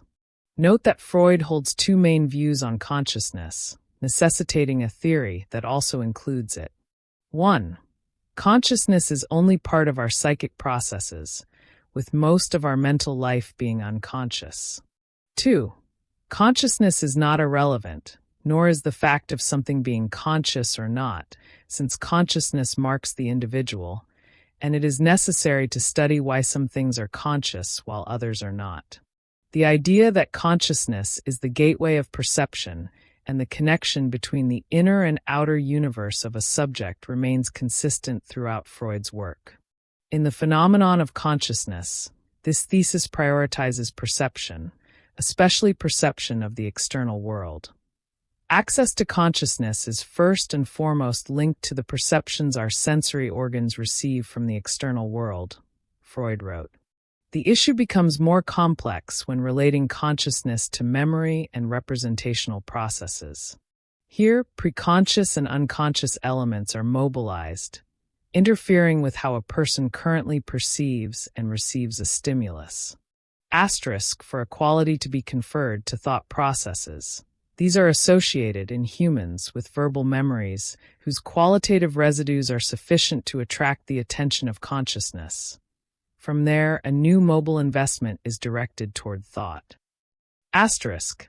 In other words, the organ, as Freud called it, of consciousness perceives external reality, but this must be symbolized. It cannot remain a mere thing. It is pre-existing memories, represented by verbal residues, that absorb perception into the subject's psychic system. Freud states, asterisk, the biological rule of attention is thus formulated for the ego. When a reality indicator appears, the investment of a simultaneously present perception must be overinvested. Asterisk. In the second topography, Freud links the perception consciousness system as a task of the ego. The ego must maximally invest its energy in new relevant facts from the world as a survival mechanism, biological rule. We can understand this as two main actions of the ego. 1. Perceiving vividly, as seen in the previous paragraph. 2. Buffering excess information, as discussed regarding the stimulus detector and buffer system. Early in Freud's work, one might suppose that the conscious was responsible for forgetting what would be unbearable to remember, that it was the conscious, and only it, that promoted repression. Later, however, asterisk, increasing emphasis was placed on the at least partially unconscious nature of defenses and resistance expressed in treatment. Asterisk. In treatment theory, the issue of becoming conscious and its efficacy remained a primary theme of reflection in Freud's work. Even after modifying many of his ideas, Freud retained the notion that therapy should allow the analysand to become conscious of a cause, and this awareness would cure their symptoms. However, becoming conscious does not inherently imply a cure. There may not be a true integration of the repressed into the preconscious system.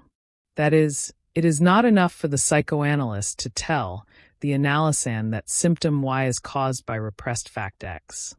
This must be constructed and make sense to the analysand, hence the need for asterisk, an entire working through that dissipates the resistances blocking communication between the unconscious and preconscious systems, capable of establishing an increasingly close link between unconscious memory traces and their verbalization.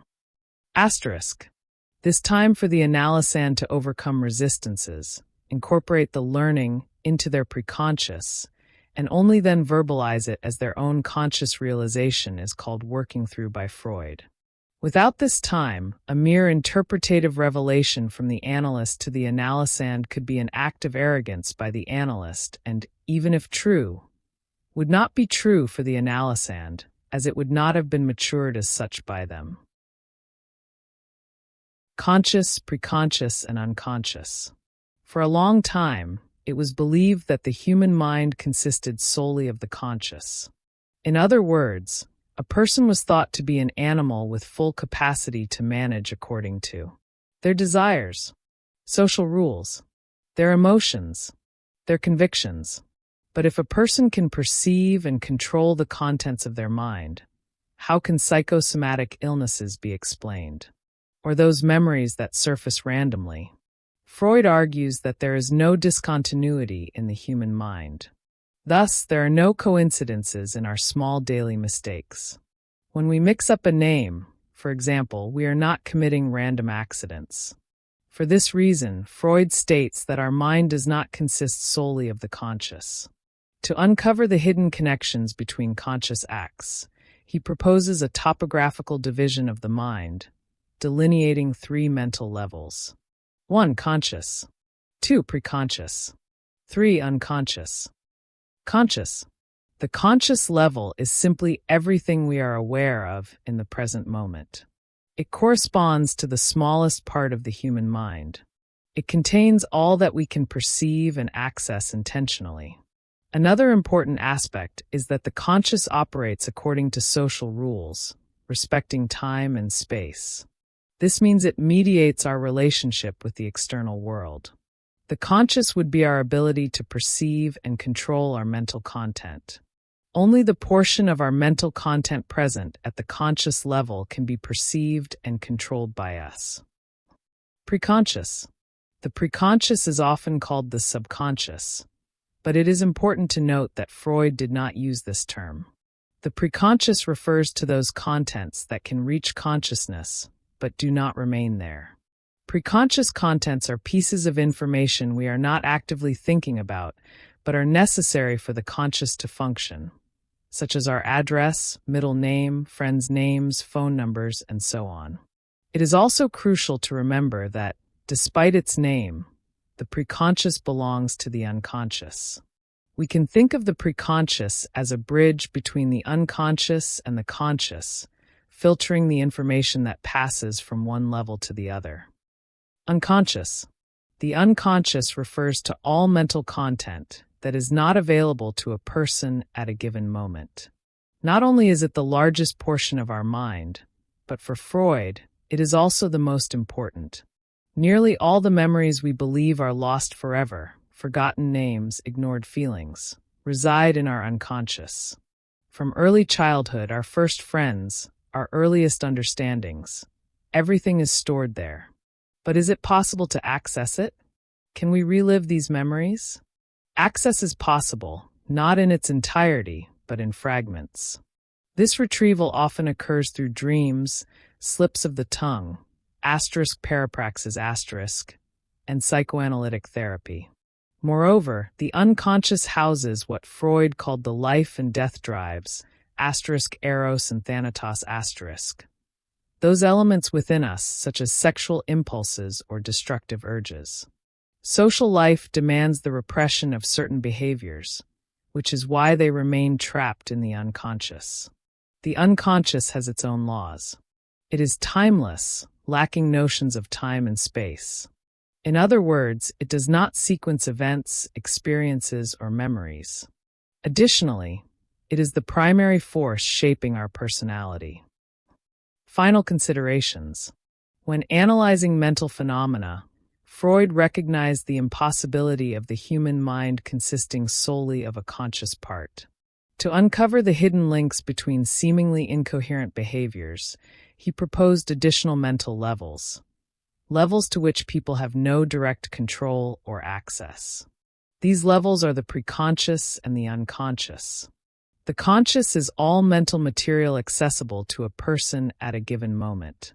The preconscious acts as a link between the conscious and unconscious, holding information essential for daily life, which we only access when prompted. The unconscious, in turn, is the largest and most significant part of the human mind. It houses our drives, repressed memories, fears, and the very foundation of our personality. The preconscious. a term used by Freud within the framework of his first topography. As a noun, it designates a system of the psychic apparatus distinctly separate from the unconscious ICS system. As an adjective, it qualifies the operations and contents of this preconscious PCS system. These contents are not present in the current field of consciousness and are therefore unconscious in the descriptive sense of the term. However, they differ from the contents of the unconscious system in that they remain accessible to consciousness, e.g., knowledge and unrecalled memories. In other words, preconscious contents are available to consciousness. They are just not conscious at this moment. For example, you forget someone's name but are certain you know it. You just can't recall it right now. When someone else reminds you of the name, you recognize it as something already stored in your mind. The preconscious is located between the conscious and the unconscious, containing ideas, thoughts, past experiences, and other impressions that can, with some effort, be brought into consciousness. Impressions from the external world are also rooted in the PCS in the form of phonetic and verbal representations. The preconscious system brings unconscious tendencies and objective representations into consciousness, but in doing so, it associates them with verbal representations acquired from reality. Since the preconscious relates both to external reality and the unconscious, during dreams, real facts or waking thoughts are used to express unconscious desires. Primary versus secondary processes. While the unconscious system is governed by the primary process, illogical, timeless, the preconscious, with its own laws, is governed by the secondary process, which includes the establishment of chronological sequence in representations, the discovery of logical relationships, the filling of gaps between isolated ideas, the introduction of causality, cause-effect relationships. During sleep, this function is fulfilled in the preconscious, just as in waking states, where it constitutes the act of thinking. As Nunberg states, preconscious ideas appear grafted onto unconscious impulses, hence the need to distinguish the essence of illness from what is the result of secondary elaboration. Metapsychological perspective. From a metapsychological standpoint, the PCS system differs from the ICS due to the factor of censorship. The ICS is inaccessible to the CS, not structured by logical spatiotemporal ideas, and subject to repression by the CS. The PCS is accessible to the CS, structured by spatiotemporal logic. The ICS can pass into the PCS, but only after undergoing transformations. In the first topography, the preconscious holds the status of one of the three pillars of the human psyche. In the second topography, Freud uses preconscious only as an adjective, describing what escapes current consciousness but has not become unconscious in the strict sense. Comparing PCS, ICS, and CS. As a psychic system, the preconscious can only be understood in comparison with the conscious and unconscious. Descriptively, it resembles the unconscious. Neither the PCS nor the ICS are present in our current consciousness. Functionally, it resembles the conscious. Both the PCS and CS represent memories that can be verbalized and have not been repressed. The two types of censorship. Another interesting way to understand the PCS is by distinguishing between the two types of censorship. 1. First censorship, proper censorship. The barrier between the ICS and PCS. A complex transition because the ICS does not reveal itself as it is. It has its own laws and language. Based on the principle of transformation, distorting contents escaping the ICS. 2. Second censorship. The barrier between the PCS and CS. A simpler transition with no major transformations, since the logic of the PCS and CS coincides. Based on the principle of selection, the CS retrieves necessary information from the PCS according to current needs. When psychoanalysis refers simply to censorship, it is usually discussing the first censorship. Nevertheless, Freud differentiated these two types to better explain the ICS-BCS-CS dynamic.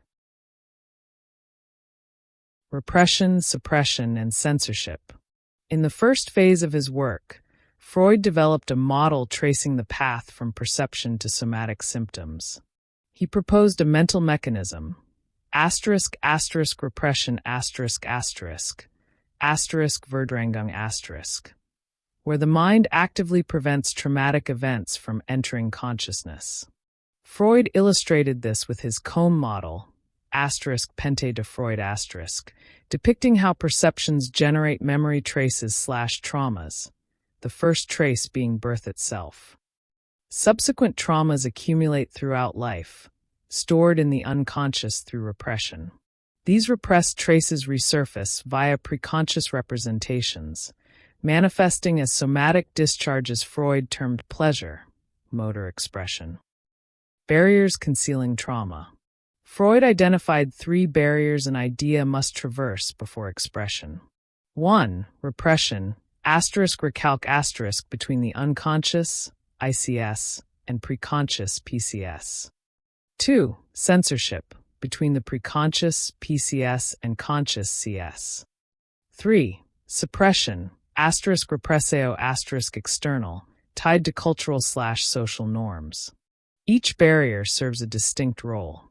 When an idea arises, the mind evaluates it through personal ethics, religion, and familial conditioning. The unconscious forms in early childhood, housing all unpleasurable experiences. Unlike conscious memories, unconscious content does not fade, it repeats. It operates via associative chains accessible through free association. Thus, the analyst's task is to listen to the unconscious, a skill requiring rigorous training. What is psychoanalysis? Psychoanalysis, founded by Freud in the late 19th century, investigates the human mind through thoughts, emotions, fantasies, dreams key to interpreting the unconscious. Freud's work began with studies on hysteria, leading to his seduction theory. After self-analysis, he published The Interpretation of Dreams, 1900, shifting focus to infantile fantasies and neuroses. Psychoanalysis merges science and art, the art of interpreting the soul. Freud asserted the reality of the unconscious, driven by drives, ***. Life drives eros, survival sexuality. Death drives thanatos, aggression self-destruction. These dual forces, fused in varying degrees, underscore Freud's view of humans as both somatic and psychic structures. Dreams, a window to repression. Repressed material is locked in the unconscious, which resists direct access. Dreams offer the freest expression of unconscious desires, more unfiltered than free association, where the waking mind censors. In The Interpretation of Dreams, Freud argues dreams are meaningful psychic acts. Dreams are not meaningless disturbances but valid wish fulfillments, woven into the intelligible chain of waking mental life. Dream analysis led Freud to his theory of fantasy, replacing the seduction theory. He concluded neuroses stem from internal conflicts, not just repressed trauma. The psychic structure, first topography. By 1900, Freud and Brewer's studies on hysteria posited that hysteria arose from repressed childhood memories. Freud's first topography divided the psyche into 1. Unconscious ICS, birthplace of drives, libido and repressed content. 2. Preconscious PCS, mediates between unconscious and conscious. 3. Conscious CS, processes external world influences. Early treatments used hypnosis and catharsis, abreaction, to release repressed trauma. Freud later discovered libidinal energy trapped by repression, prompting his second topography. Repression in the second topography. Freud's second topography introduced 3 agencies. 1. IDES, the primal reservoir of unconscious drives, libido *. 2. ego, ich, mediator between ID and superego, balances psychic demands to avoid excessive suffering. 3. Superego Über-Ich, internalized moral/social norms, e.g. parental rules. It guides the ego in deciding what to repress. Free association became Freud's method to access the ID, interpreting. Representations. Transference, patient-analyst dynamics. Resistance, defenses against uncovering repressed material. Freud noted that repressed desires seek expression, but are blocked by suppression, perceived unpleasure. Instead, they emerge through transference, replaying unconscious conflicts in therapy. The unconscious. The concept of the unconscious is used in the sense of that which has never been directly observed. Yet, at the same time, it is an empirical concept, derived from experience, because it represents an indispensable indifference for logically and systematically explaining a large number of observations.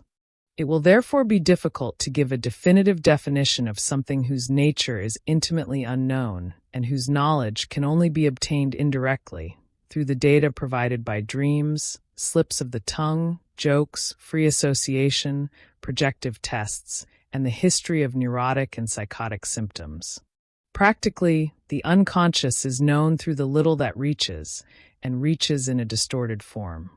The preconscious and the conscious. Psychoanalysts are not the only ones who admit the existence of an unconscious. Philosophers and psychologists also acknowledge its existence, but many do so in a negative way, as that which is not conscious and not rationalizable, thus falling outside the scope of numerous sciences. However, for psychoanalysis, the unconscious is psychically positive. That is, it is something about which theory can affirm what it is, and not just what it is not. In this sense, the unconscious is a system in constant evolution and invested with psychic energy. According to Freud's concept, it is simplistic to define the unconscious merely as the opposite of the conscious, as Lipps claimed. It is also incorrect to define the unconscious as the degraded or the latent, as the philosophers of introspection and intuition assert.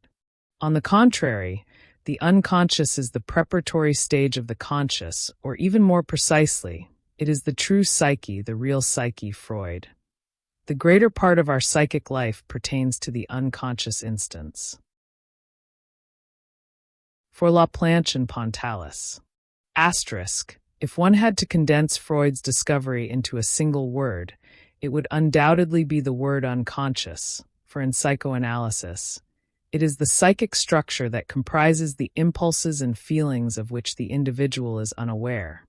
It is the keystone of the entire theory of psychoanalysis. In German, it is the unknown. Asterisk. The unconscious is unknown to the individual, but parts of its content may sometimes pass into the preconscious, and from there manifest in consciousness. Most of Freud's texts prior to the second topography associate the unconscious with what is repressed. UCS equals repressed asterisk. The way the unconscious operates is called the primary process, as it is the first and most primitive form of psychic functioning. Psychoanalytic theory considers psychic processes to be essentially unconscious, and before they become conscious, they must undergo a complicated process governed by determining laws, special grammatical rules, and primitive logic that regulate this system. In this case, those of the primary process. In the primary process, the elements that act must be considered, bearing in mind that in the psychic apparatus, what becomes conscious originates from the unconscious. That is, there is a dynamic that, as such, must have governing rules. In the topographical or functional sense, that is, as part of the psychic structure of the first topography, the concept of the unconscious designates one of the systems defined by Freud within this first topographical model. It consists of repressed contents that have been denied access to the preconscious conscious system by the action of repression. There would be no unconscious without repression, just as it only makes sense to speak of repression if there is a place, UCS to repress into. We can summarize the essential characteristics of the unconscious as a system, or UCS, as follows. Its contents are representatives of the drives, that is, they are in direct contact with primitive psychic energies. These contents are governed by specific mechanisms of the primary process, mainly condensation and displacement. Strongly invested with drive energy, unconscious contents seek to return to consciousness and action, but can only access the preconscious-conscious system in compromise formations after undergoing the distortions of censorship. Compromise formations. When a link is formed between a repressed content in the unconscious and a perceptible symptom at the PCSCS level. The contents of the unconscious are, more specifically, childhood desires that have undergone fixation in the unconscious. Within Freud's second topography, the term unconscious is used primarily in its adjectival form. Effectively, the unconscious ceases to be the property of a special instance, as in the first topography. In the second topography, unconscious qualifies the ID primarily, and the ego and superego in part. However, as Laplanche and Pontalis note, the characteristics attributed to the UCS system in the first topography are generally attributed to the ID in the second topography. The block relative to PCS and CS will have a conscious and an unconscious part in the second topography. The Freudian unconscious emerged from the experience of treatment. This showed that the psyche is not reducible to the conscious, and that certain contents only become accessible to consciousness after certain resistances are overcome.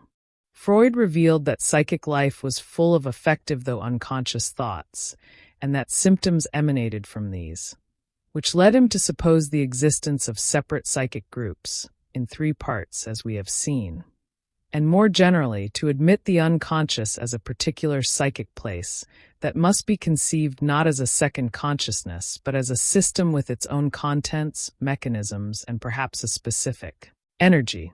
But what are these unconscious contents? What kind of information exists there? In the article The Unconscious, Freud calls them drive representatives. The drive lies at the border between body and mind. It is the unconscious that brings the energy of the drive into the psyche or mind. Unconscious representations are arranged in fantasies, imaginary stories in which the drive fixes itself and which we can conceive as true enactments of desire. Another classically recognized aspect is that of the unconscious related to what is infantile in us, but here too a reservation must be made.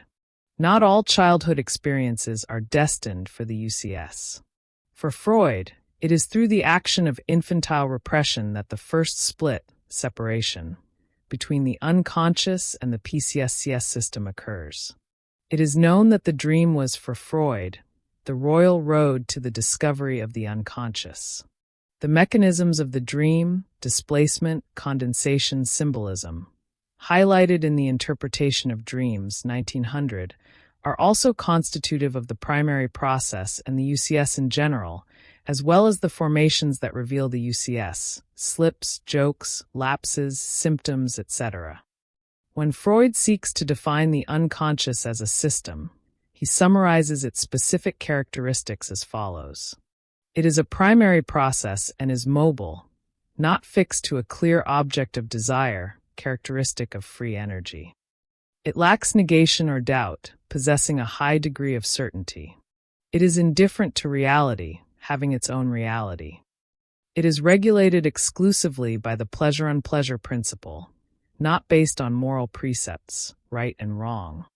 Topographical considerations, i.e., of UCS, PCS, and CS, each in its place, should not make us lose sight of the dynamic value of the Freudian unconscious, which its author often emphasized. We should see in these topographical distinctions a means of explaining the conflict of phenomena in our psychic apparatus, but we should not view these parts in a dogmatic and rigid way. It is known that, starting in 1920, Freud's theory of the psychic apparatus underwent profound remodeling. New topographical distinctions were introduced that no longer coincided with those of the unconscious, preconscious, and conscious. Indeed, while the main characteristics of the UCS system are found in the ID, the other instances, *ego*, and superego, also have an unconscious part. The hidden side of the mind. Looking back at the history of human development, we see that in ancient times, interpreting facial expressions was a matter of survival. A misjudgment could cost a person their life.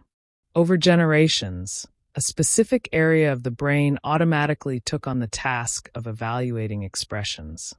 This area was called the fusiform gyrus, meaning that when you first see a face, you instantly perceive what is happening. This process takes fractions of a second and is unconscious. For many, what seems like instinct is actually an unconscious facial recognition process developed over the course of human existence. The explanation behind the phenomenon. In one case, a healthcare professional suffered a stroke that damaged his visual cortex, preventing it from processing images sent by his eyes, though his eyes themselves remained intact. Despite his limited vision, he could still see faces. Many such cases have been recorded, leading science to coin the term blind sight. Consciously, the person is blind, yet parts of their brain can still perceive. This is just one of thousands of known examples demonstrating the power of the human unconscious. Day after day, professionals immerse themselves in exhaustive research, striving to uncover more about this hidden side of the mind. Both neuroscientists and psychoanalysts explore this realm together. The hidden side of the mind has long been the subject of study, yet its vastness remains immeasurable. However, what we can say is that the conscious mind occupies only about 5%, leaving 95% to the unconscious. The process of speech. Is everything we do tied to the unconscious? Yes, take speech, for example. Have you noticed that we simply think and immediately verbalize? We don't need to manually select phrases to form the idea we want to express. This natural flow occurs because of background work performed by the unconscious, which accumulates a vast vocabulary from our countless dialogues. From there, it handles everything, from constructing the idea to meticulously choosing the words needed to convey the intended message. The process of reading. The same phenomenon happens when we read. The unconscious decodes words into ideas, delivering logical and applicable meaning to our conscious awareness. The unconscious takes on the task of feeding the conscious mind, translating ideas expressed through both writing and speech. This is why learning a new language can be challenging at first. The learning process. In the initial stages of learning, only the conscious mind is at work. Learning a new language resembles a child's developmental discovery process. The unconscious works silently, operating intensely at all times without our notice, unlike the body, which tires much more easily. It's even been said that when we exert maximum mental effort, only 1% of our total energy is consumed. This phenomenon occurs thanks to the unconscious's relentless work in keeping us relaxed. Our senses function like windows, allowing wind, cold, and sunlight into the house. It is in these moments that the unconscious absorbs warmth, cold, and freshness, recording experiences and turning them into regulators for future actions. Freud and the unconscious. The core of the harsh criticisms that psychoanalysis has faced since its inception, particularly from the global scientific community, centers on the inaccessibility and unverifiability of the unconscious through traditional scientific methods. However, many of these critiques lack any substantive basis beyond the claim that psychoanalysis does not adhere to scientific rigor. Thus, many argue that the field cannot be considered reliable for addressing the problems it claims to solve or for providing any form of empirical validation. Since it cannot be controlled or replicated, it is dismissed as a pseudoscience. In other words, it is deemed not science, because it does not follow the rules dictated by science itself.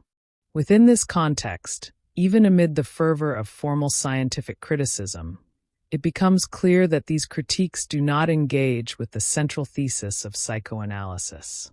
Opposing positions are primarily concerned with discrediting it as pseudoscience, a reaction that is, at the very least, symptomatic. There is no recognition that psychoanalysis is a science, precisely because it constitutes its own language, one that addresses a specific spectrum of human episteme. But could psychoanalysis itself, when subjected to the logic of scientific language, represent an unconscious resistance? A resistance that, in its multiple manifestations, is one of the languages of the unconscious, communicating something yet to be unveiled? In this light, Freud and the unconscious speak of the existence of something struggling to emerge, even as another force fights to keep it repressed. Given all of the above, criticism of psychoanalysis and the unconscious is a reverberation of what exists yet remains beyond the reach of traditional scientific methods. In this sense, the fervor of its critique is itself a manifestation of its existence, proof by negation. The concept of science. Science, according to Lacan, forecloses truth as cause, or rather, from truth as cause, science wants to know nothing. This apparent paradox is more a limitation of traditional scientific methodology than a flaw of psychoanalysis. Thus, psychoanalysis seeks the material cause which, despite its inaccessibility, is the reality behind all truths. Science, on the other hand, pursues the formal cause and thus cannot dispense with its method, asserting only those conclusions verified by its methodology as the sole possible truth. Could psychoanalysis, then, be its own form of investigation? We believe so. The material cause to be extracted through its method presents itself as a distinct language, one that opens a channel between apparent reality and the foundational truth of the subject. This work will present a structured theoretical investigation, correlating the various languages of the unconscious. Dreams, screen memories, parapraxes and jokes, the transformations and demands of the drives as communicated to the ego. In this framework, the ego mediates between the inner and outer worlds. Methodology. The method employed will consist of bibliographic research and annotations, primarily focusing on texts by Freud and Lacan. Additionally, other authors who have explored the manifestations and vicissitudes of the unconscious, as the locus of the real behind the apparent reality of daily life, will be examined within the psychoanalytic literature. Furthermore, this work will correlate research findings with practical examples from society and culture, where the unconscious reveals itself through its language. Ultimately, the aim is to demonstrate that, despite being unverifiable by traditional scientific methods, the unconscious is irrefutable. Justification. The relevance of this work on Freud and the unconscious lies in the fact that all human action is inextricably linked to the hidden forces of the unconscious. Without delving into the Jungian concept of the collective unconscious, individuals and society, in their myriad relationships and interactions, are constantly engaged in unconscious communication with one another. The unconscious holds such sway over daily social dynamics that it largely explains the pervasive miscommunication, whether in institutions or within families. Thus, mapping the various channels and languages of the unconscious may prove valuable to those attentive to the subject. And even for those who are not, it may at least offer an intriguing perspective, allowing readers to conclude, if only empirically, what science refuses to admit experimentally.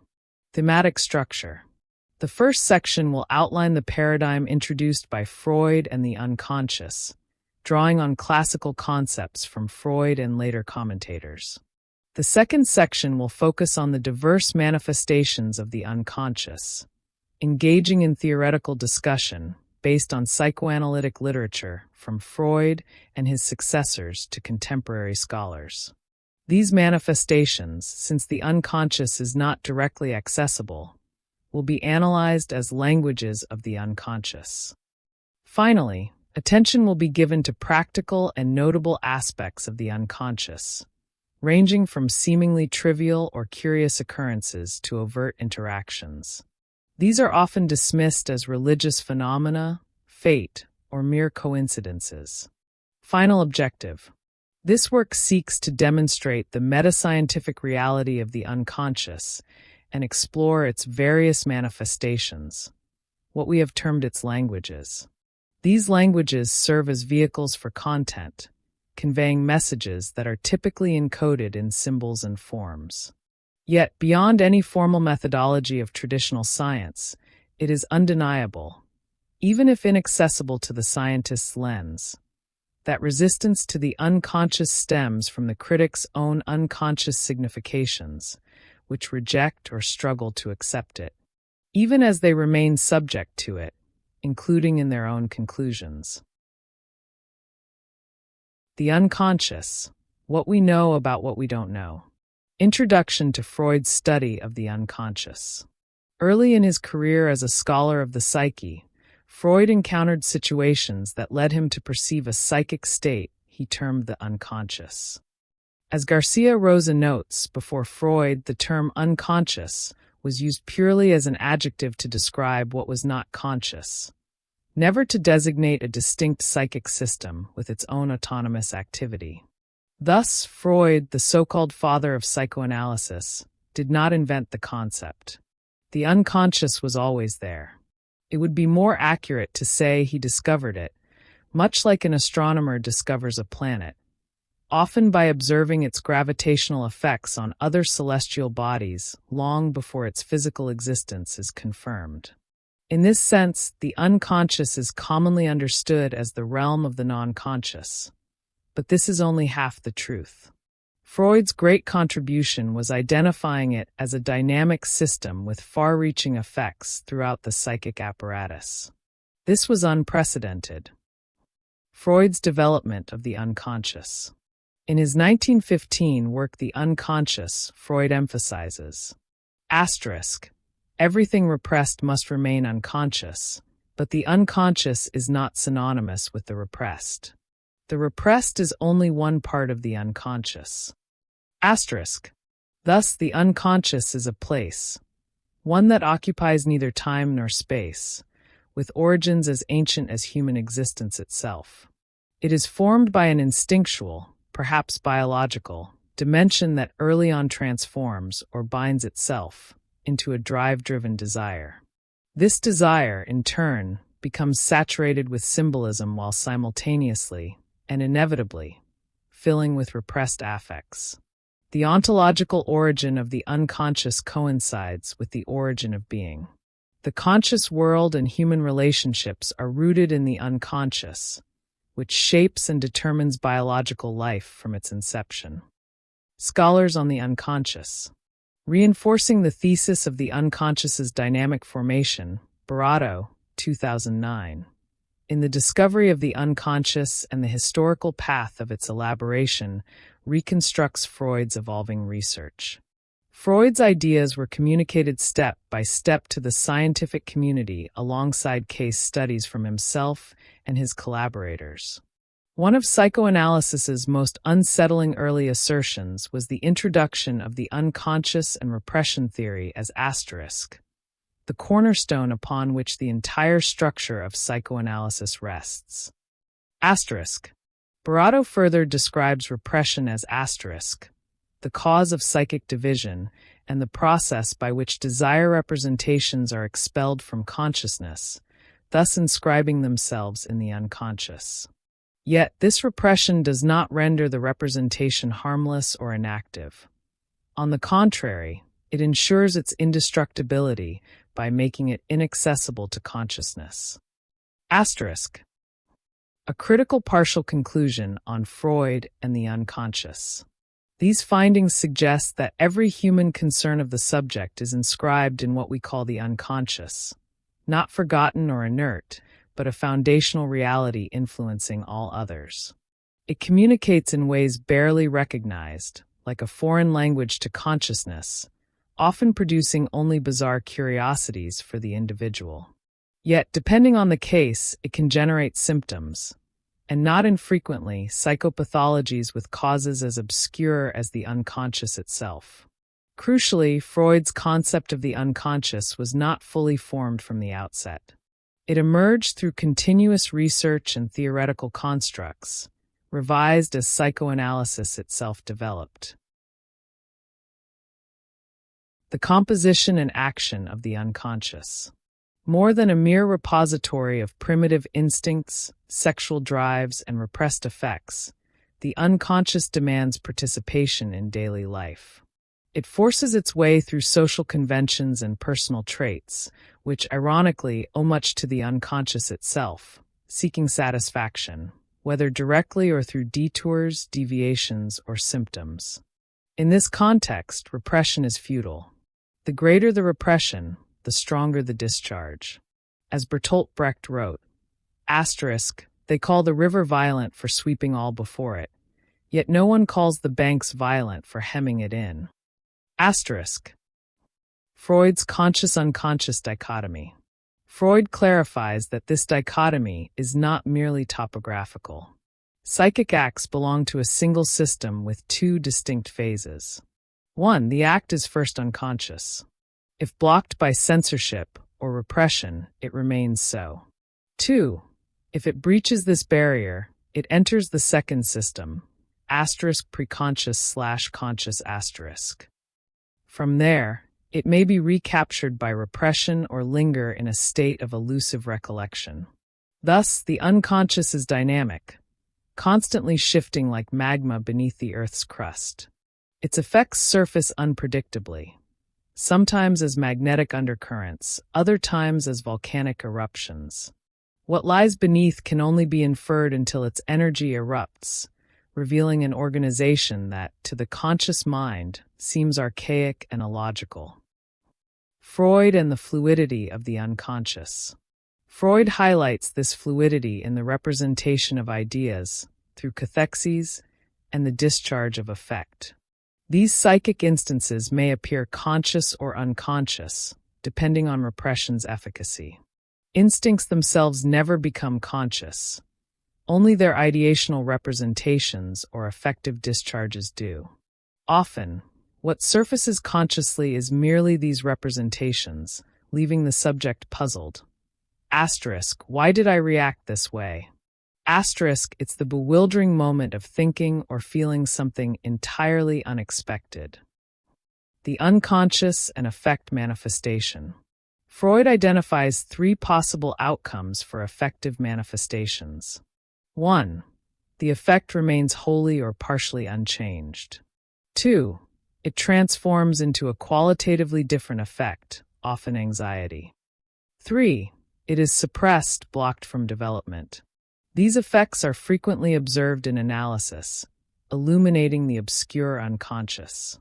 While they may not clarify specific cases, they undeniably signal its presence, something beyond mere quantifiable synapses. For the unconventional scientist attuned to psychoanalytic method, they offer epistemological conviction. Interim reflections. With all this established, Freud's discovery and subsequent study of the unconscious revolutionized psychology. Consciousness is dethroned as the sole arbiter of human episteme, role cemented since Descartes' cogito ergo sum. No longer can it claim primacy over will or free will, as philosophers once proclaimed. Instead, there exists an agency independent of consciousness, a divided subject who thinks autonomously. As Nietzsche declared, "Es denkt in mir, it thinks in me, Something distorts thoughts I believed were mine, thoughts I assumed I could summon or dismiss at will. Except I cannot. The languages of the unconscious. Among what can be highlighted as the languages of the unconscious, it is worth revisiting Freud's text *, The Psychopathology of Everyday Life. This text is essential for anyone studying the topic because in it, Freud addresses various curious and even bizarre aspects that we quickly recognize in anyone, including ourselves. These observations stem from data collected by Freud himself or his collaborators, describing numerous examples that correlate the dynamic functioning of the unconscious with everyday life. In this context, some of the topics covered include the forgetting of proper names, words, or groups of words that are usually extremely familiar to the individual. Yet, these terms stubbornly refuse to be recalled when needed, without the person knowing exactly why they were forgotten. Moreover, these words are often not only forgotten, but also remembered in a displaced manner. That is, other names or combinations of names flood the mind. Although recognizably incorrect, people cannot retrieve the right name, at least for some time while they try. An example from Freud. The most notorious example is given by Freud himself, who once forgot the name of a famous artist, Signorelli. In its place, he could only recall two others, Botticelli and Boltraffio. Considering this, Freud conducted a brilliant self-analysis, demonstrating that there had been a displacement related to what he had been discussing moments earlier with an interlocutor. In this displacement, the names of countries like Bosnia and Herzegovina emerged, with various cross-associations demonstrated by Freud. This eventually led to the memory, likely unconsciously repressed, of a patient from the town of Trefoy who had committed suicide due to an incurable sexual disorder. Freud explains this entire movement as stemming from his repressed desire to forget something related to death and sexuality.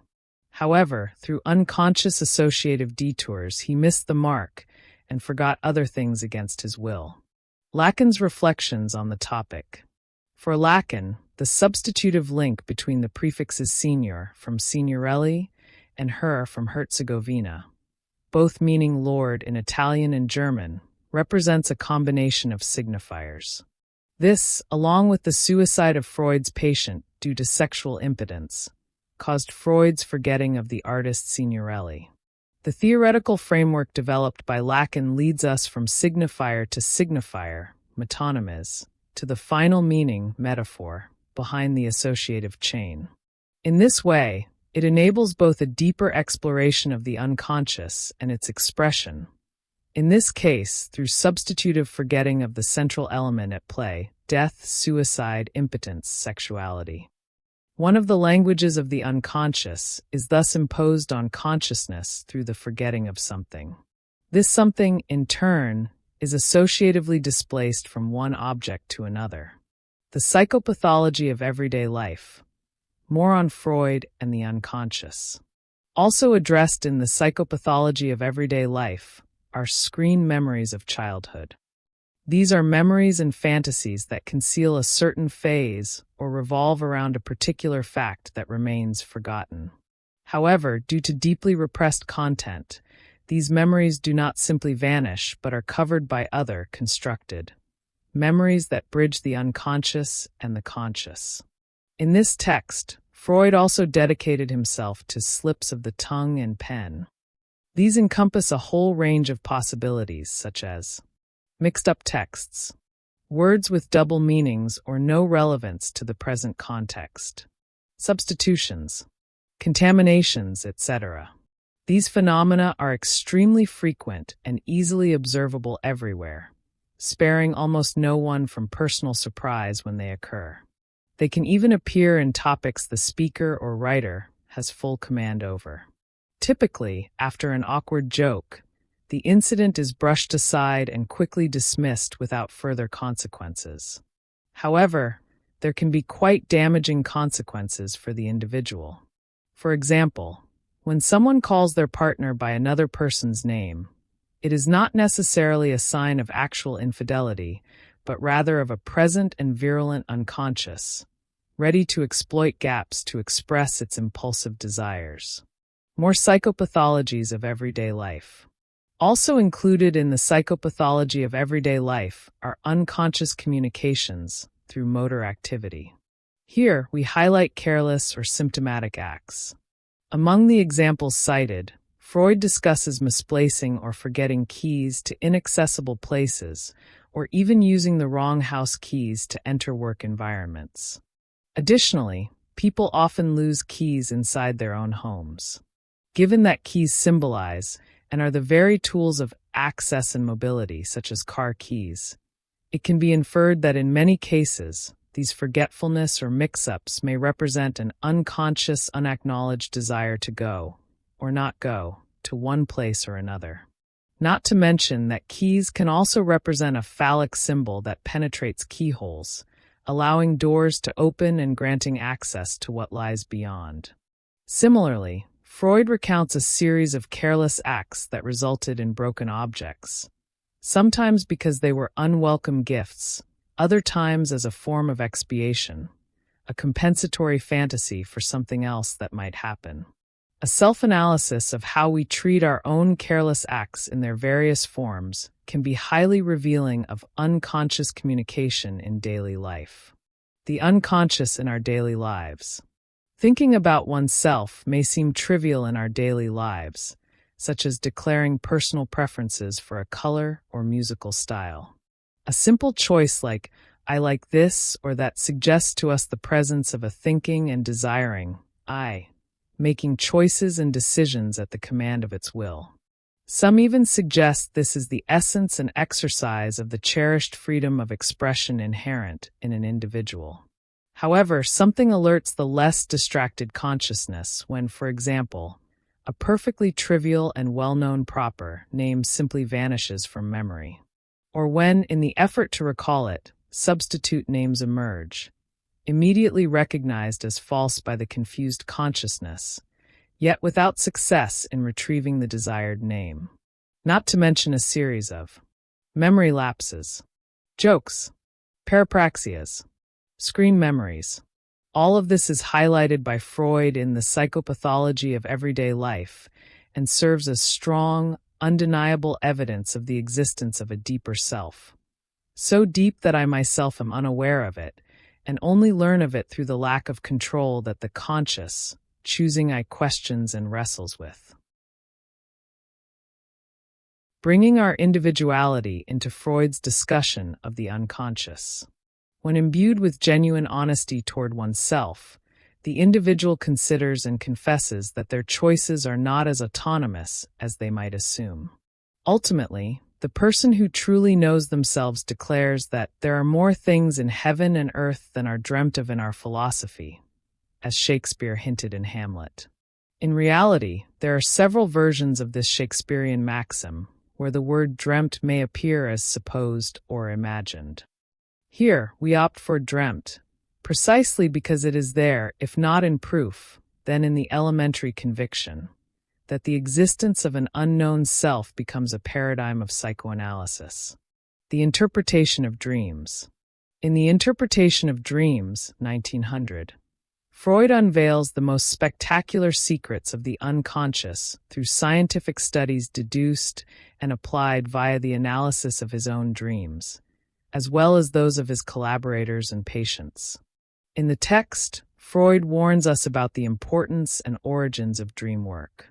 In this context, we can truly understand his remark as a scientific proposition, as it can be reproduced in other instances, even if relying on empirical deductions. Dream work was the concept introduced by Freud. He explains that during sleep, the ego's defense mechanisms, whose primary function is to prevent repressed material from reaching consciousness, relax, allowing dreams to emerge.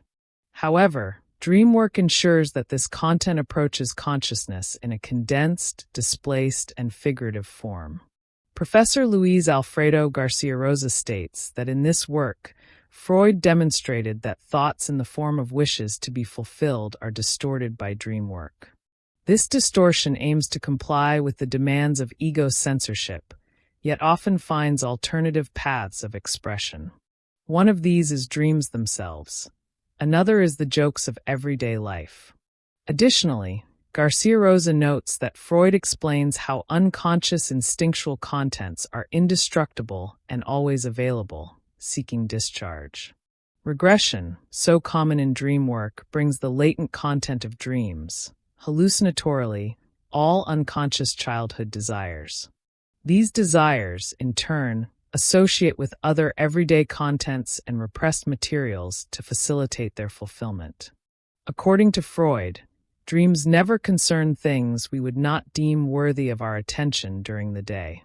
What may seem trivial, unimportant, or even silly in the manifest content of dreams is, in fact, material that, through dream work, ends up associated in a displaced, condensed, and figurative form. However, this material does not reach consciousness in a clear manner, thus maintaining the safety demanded by censorship of such unconscious content. This unconscious, discovered by Freud in the configuration we know, was constructed through deductions and analyses since studies on hysteria, 1895, and shaped over 4 subsequent decades. Ultimately, it presents a split subject, not a dual split, as Descartes, mind-body, or even Plato, real-world world of ideas, proposed, but a split based on a consciousness that affirms what it is not conscious of, as it is directed by unconscious drives and repressions. In truth, it is a single subject, yet one that does not know itself, only recognizes itself when given the opportunity to appropriate, at least in part, its own unconscious. A final characterization of the unconscious. The unconscious can be characterized as something formed by instinctual impulses, including the life and death drives. Additionally, it is also shaped by repressed traumatic content. Concerning the ID, ego, and superego, it is incorrect to assume that the unconscious entirely coincides with the ID. Thus, they are not the same thing. It can be said that much of the ID is unconscious, though small fragments of it may surface and become conscious. Conversely, the ego cannot be considered entirely conscious either. While much of it resides in consciousness, a significant portion remains in the unconscious or even the preconscious. As for the superego, it can be said to contain unconscious elements, largely absorbed through cultural education and civilizational processes, as well as through the formation and resolution of the Oedipus complex, which interjects into the individual, though each in its own way. The moral censorship of a primal father, loved, hated, or feared, will be carried throughout life. Even if this moral conscience is partly conscious and exerts its influence affirmatively and imposingly upon the subject, it often finds him at the mercy of his moral judgments, many of which are unconscious. This moral judgment may defend it, the conscience, in justifying its choices while simultaneously being oppressed without the subject's awareness, thus unconsciously. Subjectivity. The origins and acts of self-subjugation are established between unconscious and conscious content, albeit to a lesser degree. Therefore, the complexity of our subjectivity becomes evident. The affirmation of the I, which plays a notably significant role in our busy lives, does not know where it comes from. It presents itself as split into 2 moments, that which affirms and that which influences/determines. It asserts its personality, persona, the Greek theatrical mask, as the ultimate expression of individuality, yet the one directing it remains backstage, whispering cues in its representational act on the stage of life. Conclusion. As evidenced by this research, the unconscious manifests in multiple forms.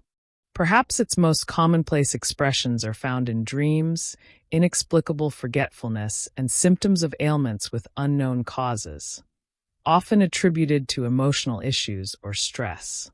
It is striking how tacitly society at large, and most individuals in particular, accept these unconscious manifestations, dismissing them as trivial and lacking deeper apparent causes. Normality, in turn, stems from this being an absolutely natural mechanism, present in unique ways in all individuals. It would be part of our instinctual/drive-based nature, combined with the symbolic construction of our personality. And all of this, or much of it, is maintained in unconscious psychic processes for practically an entire lifetime. Directions for future research on Freud and the unconscious. The analysis of the languages of the unconscious can be easily noted by dedicated researchers through the bibliographic study of eminent psychoanalysts like Freud and Lacan, among others. They can also be observed, with no less dedication, by the researcher themselves through self-analysis, whether conducted independently or in a formal clinical setting. Similarly, a beginner in psychoanalytic research on Freud and the unconscious can already discern, without great difficulty, the effects of the unconscious's coded languages all around them, continuously and abundantly, in everyday life. Never has a theoretical construct with so little concrete proof been more evident than the unconscious. Perhaps the great triumphs and missteps that history recounts, those that have shaped humanity, bear the indelible mark of the unconscious psychic movements of major figures of the past and even its most unknown actors. Psychoanalyzing these figures, if possible, would reveal much of what was and how it came to be. Final remarks. It has been demonstrated that the logic of the unconscious, as presented through some of Freud's classic concepts, bears little resemblance to the logic of conscious thought and higher cognitive formations, of which our rationality, and especially our scientific academies, are so proud. The unconscious does not waver in its purposes. It is always present and active, demanding its meaning, its senselessness, from the individual, who is little more than its servant, yet conducts his activities as if the ego itself were the master of his consciousness. The human locus is structured through unconscious formation. This, in turn, owes its existence to the interstitial space of drive-based desire attributed to an other. This other is perceived in early infancy as distinct from oneself, yet necessary to fill an existential lack. However, it is the desire of the other for its own total narcissistic satisfaction. And to achieve this, it must annihilate the other. These are the existential conditions of every human being concerning Freud and the unconscious. We all have a mother and a father, and they exist nowhere else but within ourselves. This other, which lives, transforms, and carries the desire for self-gratification, remains at the foundation of everyone's unconscious.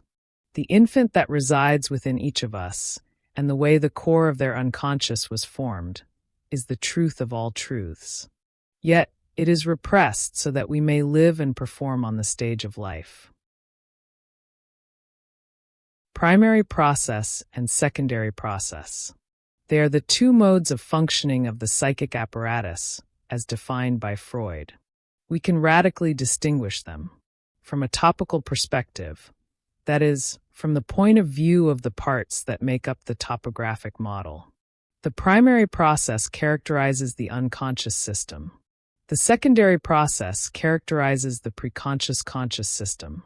From an economic dynamic perspective, in the primary process, psychic energy flows freely, passing without barriers from one representation to another, through the mechanisms of displacement and condensation. It tends to fully reinvest the representations linked to the constitutive satisfaction experiences of desire, primitive hallucination. In the secondary process, energy is initially bound before flowing in a controlled manner. Representations are invested in a more stable way, satisfaction is postponed, thus allowing mental experiences that test the different possible paths to satisfaction. From the perspective of the principle that governs each process.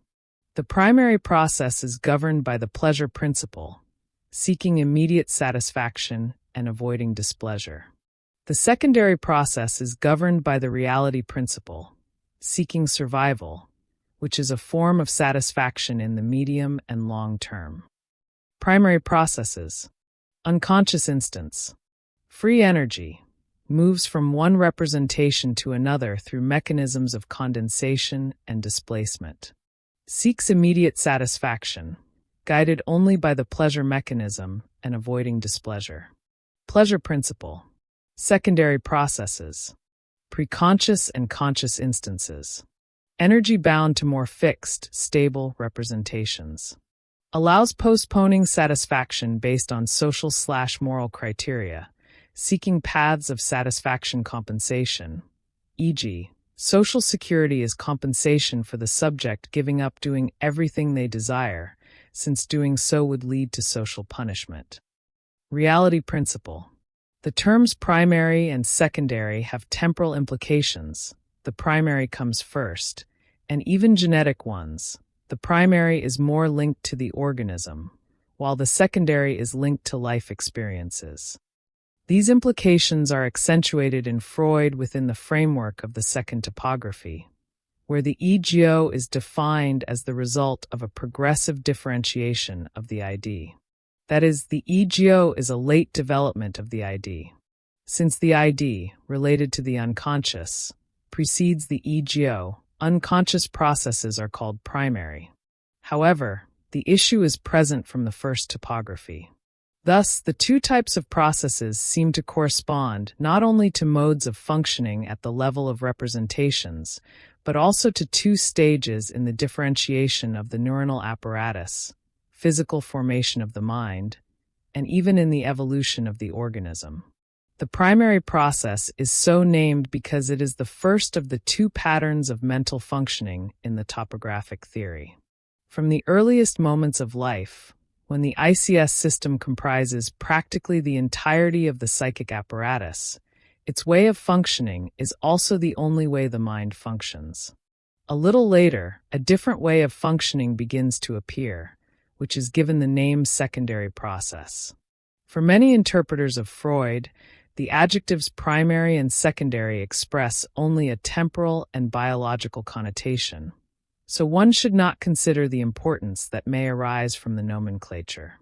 One process is called primary because it is eminently immediate, seeking immediate satisfaction, while the other would be secondary because it accepts delaying its satisfaction and admits social mediation. It is precisely in adults that the secondary process predominates, when social moral rules have been introjected via the superego.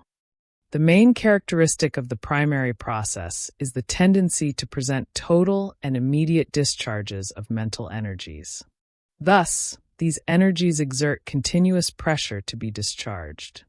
This can be observed in the instinctual desires of early childhood, when the primary process predominates over the mind. Its field of action unfolds within the unconscious.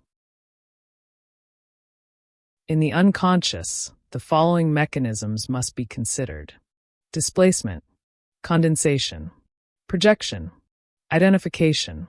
It is important to note that psychoanalysis is a science of interpretation. What is most interpreted are factors that are apparently by chance as having, in fact, motivations that reveal the unconscious. In this sense, the causes are the phenomena of the unconscious, which generate a compromise formation, a bond, with the consequences. The consequences are dreams, symptoms such as phobias and anxieties, slips, jokes, lapses. The study of symptom formation and dream analysis led Freud to recognize a type of mental functioning that presents its own mechanisms, governed by certain laws and very different from the thought processes observed in traditional psychology. In The Interpretation of Dreams, 1900, Freud proposed the mechanisms of dream formation. These mechanisms, in fact, went much further. They served to explain the functioning of the unconscious in the formation of the bond with all the consequences, as they explained mechanisms that reveal how the unconscious works. This mode of functioning, particularly evident in dreams, is characterized not by an absence of meaning, as classical psychology claimed, but by an incessant sliding of meaning. Let us see what these mechanisms are that sustain dreams, and also the primary processes, and the unconscious itself. A. Displacement. It consists of the mobilization and change of place of a psychic charge, a displacement of the importance of one unit to another. In displacement, a seemingly insignificant representation can be attributed all the psychic value, meaning, and intensity originally attributed to another. In the example of dreams, for Freud, a significant element of the dream led to another meaning. As in poetry, the word house does not only reflect the physical and material house, it can also mean protection. B. Condensation. It consists of the union of several separate elements that have a certain affinity. In condensation, a single representation can bring together all the meanings brought by the associative chains that intersect there. In the example of dreams, dreaming of a coffin, for example, can condense a series of phobias, anxieties, ambivalences, such as an unresolved Oedipus complex that metaphorically implies the desire for the father's death. C. Projection. It typically occurs in paranoia, where the subject projects their aggressive impulses onto another or others, and then feels persecuted and accused by those same impulses they projected. D. Identification. Identification, or the transfer of emphasis from the object to the subject, constitutes a general psychic manifestation. As Nuremberg says, at every moment we identify with someone. Through this process, a person considers themselves, to some extent, similar to another. The boy copies the father's way of acting, and this identification process seems to be the possibility of mutual human understanding. Both identification and projection constitute modes of displacement. Hence it is said that there are two main mechanisms that govern the functioning of the unconscious. Displacement, including projection and identification. Condensation. Ways to access the unconscious. It was difficult for many to understand the concept of the unconscious when Freud began studying it. The very idea of how we could become aware of it was called into question, since they didn't know how to find it. Free association. The free association method was one of the first approaches Freud used in his practice. In short, it involves allowing the patient to say whatever comes to mind. This, in fact, gave rise to the talking cure, something innovative in an era of highly invasive treatments. Free association allows the patient to slowly move toward their own unconscious. Though they may not realize it, the unconscious continues to be shaped by how they live. It not only accumulates but also transforms, fractures, and reflects back. Free association is a broad way to access the unconscious. At this point, it is up to the psychoanalyst to make associations to correctly interpret the patient. Interpreting dreams. Dreams are another way to access the analysand's unconscious. Though they may seem disjointed, it is precisely this nonlinear nature that conceals the individual's true needs. Through dreams, it is possible to decipher, among other things, desires. Everything we do not project into the world ends up returning to us. Desires can even trigger neurotic manifestations if repressed too frequently. Fears. Our fears also reveal aspects of the unconscious through dreams. It becomes clear that everything is connected to things we have internalized and stored in the deepest part of our essence. Analyzing the meaning of words. The way we speak, our word choices, and our tone are other ways to access the unconscious. Everything is part of our being, linking together in a chain reaction. Essentially, what we say and how we say it is connected to the moment we are living and what we have stored within. For example, consider someone who communicates vaguely, indirectly, and somewhat nonsensically.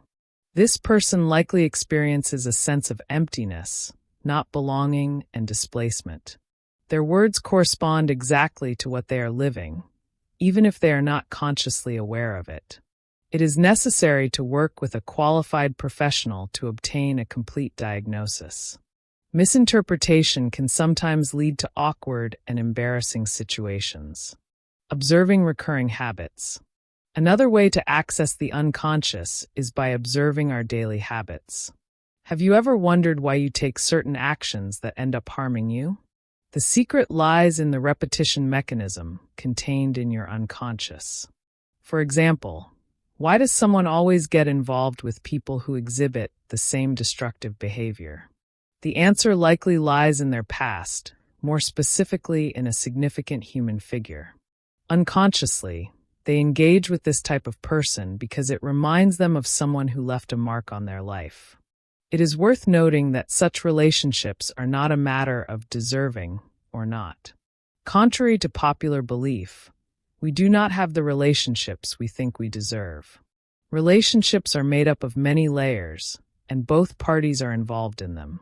Jokes. Another way to interpret the unconscious is through jokes, an intelligent way of reflecting reality. This type of innocent or malicious reflection exposes each individual's internal construction. However, as simple as it may seem, it is divided into 6 different techniques. 1. Condensation. When two concepts are merged into a single idea that generates a humorous meaning. For example, when someone tells you to stop drinking and you respond that you're an expert at it, you've already stopped 5 times. 2. Displacement. When the meaning of something is transferred elsewhere. For example, calling someone the appendix of the wedding ring implies that one's spouse is useless, just as the appendix's function in the body is uncertain. 3. Double meaning. When the words used have more than one meaning. Asterisk, Maria ran after the bus. Asterisk, was the bus moving fast, or was Maria running? 4. Using the same expressions. Essentially, you use the same words to create a new meaning. Asterisk, the blind man asked the wheelchair user how he was doing. The wheelchair user replied, "As you can see." Asterisk. 5. Retort, a play on words where expressions mutually reference each other. 6. Antonomic representation. When a statement is immediately negated. Asterisk, I don't believe in ghosts and they don't scare me either. Asterisk. Slips. When considering how to access the unconscious, slips are direct pathways. These are unintentional mistakes. Additionally, they manifest as sudden changes in someone's posture or attitude. It's as if you were one person and suddenly became another, an unintentional flaw. The cause lies in your unconscious and how it has been operating. Psychoanalysis also views slips with a connotation of guilt due to a mistake. For example, if we have a secret and are pressured, we shift from a calm state to a nervous one. This is often uncontrollable in cases where the mistake is genuine. Analyzing culture. Closing some of the pathways to accessing the unconscious. Culture is a collective manifestation of our essence. Its entire structure is built on what we consciously or unconsciously believe and fear. This is why many premises and ideologies seem so confusing or unfounded. Culture transforms over time, reflecting our values in a given era. This is a collective movement, where each of us identifies with a particular idea and embraces it. For example, polyamorous relationships were not as common in the past, whereas today they are more widely accepted. Culture encompasses not just music or any artistic segment, but also language, behavior, and ways of thinking and acting in a social environment. This is an excellent way to access the human unconscious. Final considerations. Understanding how to access the unconscious is a way to gain clarity about ourselves. There is still much to observe, requiring continuous revisiting. Since we change, our self-perception must also evolve. It is important to note that we cannot initially define how many ways there are to access the unconscious. At every moment, its hidden structure continues to overflow and influence our lives. Since it is an inherent part of our being, it has complete freedom to move into the external world in parallel and connected ways. Pleasure principle. According to Freud's theory of personality, which we have previously discussed, the pleasure principle is what guides the ID. This means that the ID is its driving force. We know that the ID seeks the immediate satisfaction of human impulses, which can stem from either desire or primary needs. Since the pleasure principle is the ID's motivational force, we can conclude that its sole objective is to satisfy our primitive impulses. whether hunger, anger, or sexual urges. Remember that for Freud, the ID is the biological component of the human mind present from birth. While it can be considered the source of the most intense human motivations, it is also the mental instance that tends to remain most deeply buried in the unconscious. Just observe how individuals behave in early childhood. At this stage, the ID dominates the individual. This means that a child's actions are guided by the pleasure principle, always oriented towards satisfying their basic needs. Younger children tend to demand the fulfillment of their needs, such as hunger, sleep, or various desires, without considering time or place. This happens because their ego, which is guided by the reality principle, is not yet fully developed. Reality principle. While the ID is governed by the pleasure principle, the ego is governed by the reality principle. Its main function is to satisfy the ID's desires as much as possible, but in a socially acceptable way. In this sense, the reality principle opposes the pleasure principle, not to nullify it, but to mediate the ID's impulses so they can be fulfilled in accordance with the moral principles of social reality. The reality principle develops alongside the ego, maturing through personality growth and social life. Cultural aspects heavily influence the content that shapes the ego, even though its function remains fixed. The ego, ruled by the reality principle, is concerned with avoiding danger and adapting the individual to reality and civilized behavior. Freud also notes that the preconscious level is governed by the reality principle. Pleasure principle versus reality principle. It is highly likely that the pleasure principle will conflict with the conscious activity of the psyche, since the latter constantly seeks to avoid danger and ensure the individual's adaptation to the external world. When the mind is dominated by the pleasure principle, understood here as the pursuit of desire satisfaction, we are led to act in a strictly impulsive manner. Impulsive actions disregard rules and follow no logic. Thus, we can say that the reality principle rationalizes the archaic impulses of the pleasure principle, setting boundaries based on cultural rules, for which impulses can be satisfied when and where they are acceptable. Freud concludes, therefore, that all human thought is, on one hand, a conflict, and on the other, a compromise between the preconscious system, reality principle, and the unconscious system, pleasure principle. Functioning processes of the unconscious. Still related to the primary process of the unconscious, we must list the following characteristics. A. Absence of chronology. In the unconscious, chronology does not exist, nor does it in dreams. In dream experiences, cases may occur where time and space are completely absent. Lacking chronological sense, the unconscious does not recognize past or future, only a present. For example, a traumatic childhood event is stored in the unconscious, as if it were happening now. All tendencies are experienced by the unconscious in the present time, even when they refer to the past or future. Another example, a 40-year-old patient unconsciously fought against paternal authority, despite his father having died when he was only 8 years old. B. Absence of the concept of contradiction. The logical principle of non-contradiction does not function in the unconscious, as there is no place for negation. Negation only occurs through the work of censorship at the boundary of the three systems, from the unconscious to the preconscious, and from the preconscious to the conscious. Unconsciously, love and hate can coexist simultaneously without one interfering with the other, not even partially. A yes and a no can exist at the same time. C. Symbolic language. When the unconscious has something to say, it expresses itself in an archaic form, using symbols such as dreams. In psychoanalysis, something is only considered a symbol if what is symbolized is repressed. A revealed signifier, word, image, would be in place of a hidden signifier, and it is up to the analyst to propose this displacement. D. equal value for internal and external reality, or supremacy of the former. In psychotics and neurotics, internal reality is as or more valued than external reality. The psychotic who lives the fantasy of being another person has in it something as or more valid than their real personality.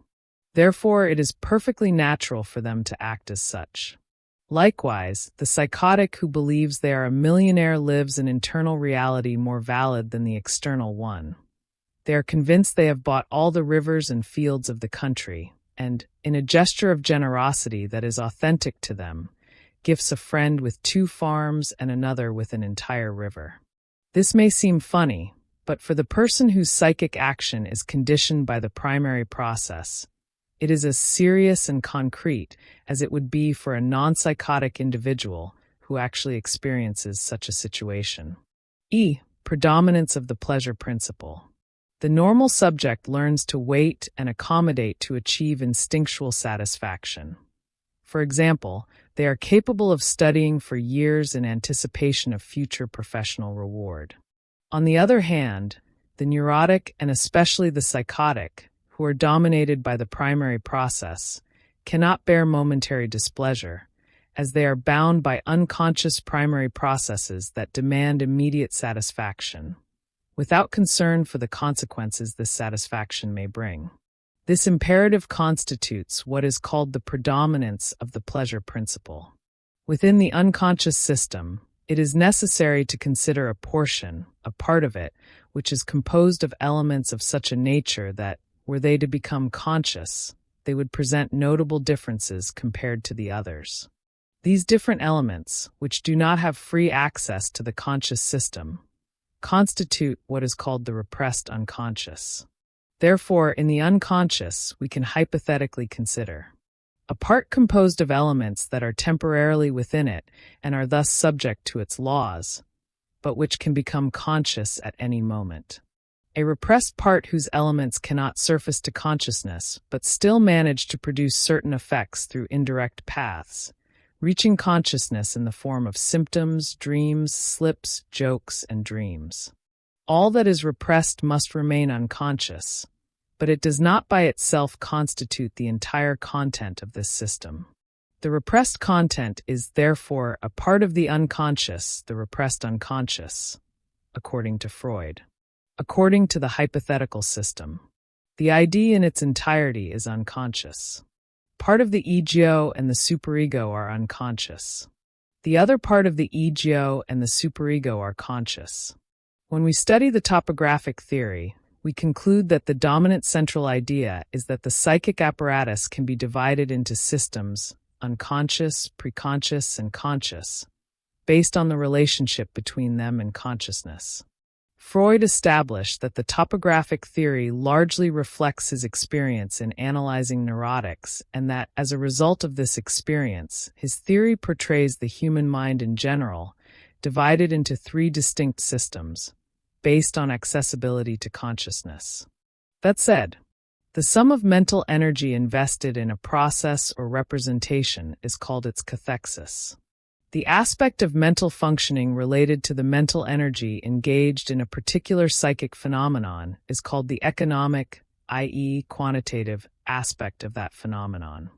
Having defined mental energy as originating from instinctual impulses and triggering mental activity, we can then presume that instinctual gratification results in a discharge of mental energy, and that any type of psychic activity is usually accompanied by a transfer of its flow of mental energy.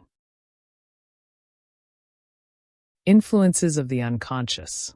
From darkness came light, nature, 4-legged creatures, flying creatures, crawling ones, aquatic ones, man and woman. For some living beings to adapt and survive, that is, for their own evolution, they were born with the encephalon, brain, the primary organ and center of the nervous system. Within this purpose, the brain contains basal nuclei, which consist of clusters of neuronal bodies within the central nervous system. Each has different structures and activities that emit and receive projections between themselves and the cerebral cortex. One of the brain's structures of utmost importance to psychoanalytic study is the hippocampus. Considered the matrix of memory, it is through it that short-term memory converts into long-term memory. Thus, within neurons and as part of the cell nucleus, we have axons. These are specialized in information transfer processes. Various processes are necessary in this structure and in different parts of the brain, but it is at the end of the axon that contact with other neurons occurs. This point of contact is called a synapse. Synapses and the influence of the unconscious. In the synapse, there will be a specific protein receptor for each neurotransmitter, chemical substance that carries out information transfer.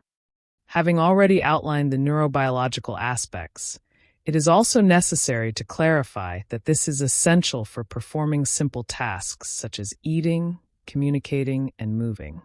Moreover, humans must possess psychic structures that influence their way of thinking, acting, and reacting. Thus, in some living beings on planet Earth, regarding the psychic apparatus, it would be organized into 3 instances: the unconscious, *ICS*, the preconscious, *PCS*, and the conscious, *CS*. The unconscious, the preconscious, and the conscious. The conscious instance, *CS*, refers to everything experienced and lived in the present moment, that is, brief and spontaneous action. In the preconscious instance, *PCS*, less important memories are found. These are names, ideas, and facts without significant relevance. However, when necessary, these memories can be immediately accessed by the conscious instance. Furthermore, it is in the instance called the unconscious that the most relevant and significant memories for the individual are stored: recollections, memories, retention of facts. Extremely powerful unconscious memory records content that, due to its impact on the psyche, has been repressed. The core of the unconscious develops in early childhood. Childhood feelings and fantasies record impressions that remain active, influencing emotional and intellectual life forever.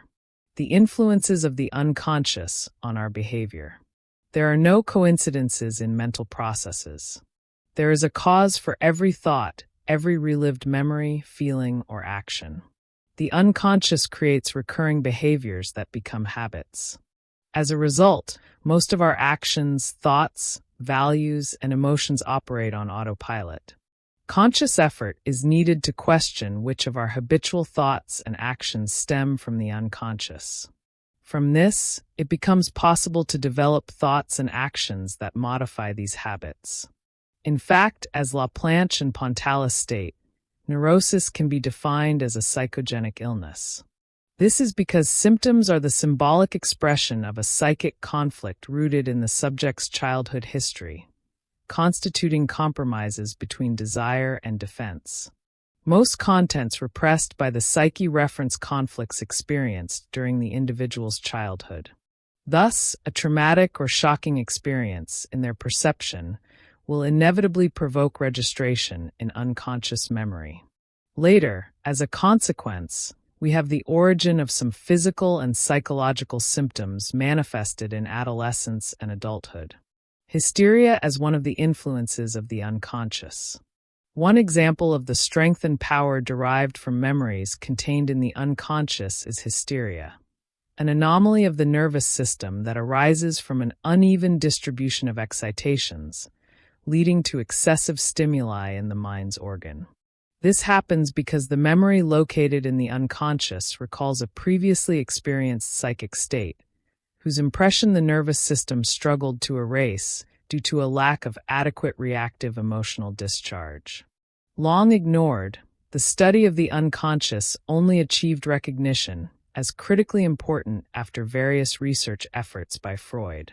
In the course of his professional work, he was dissatisfied with the lack of answers when dealing with physical reactions stemming from emotional symptoms. To prove that living, reacting, and acting are influenced by unconscious memory, psychoanalysis emerged. A new science whose primary goal was to understand the human mind in its full scope. Additionally, it also explains certain human behaviors.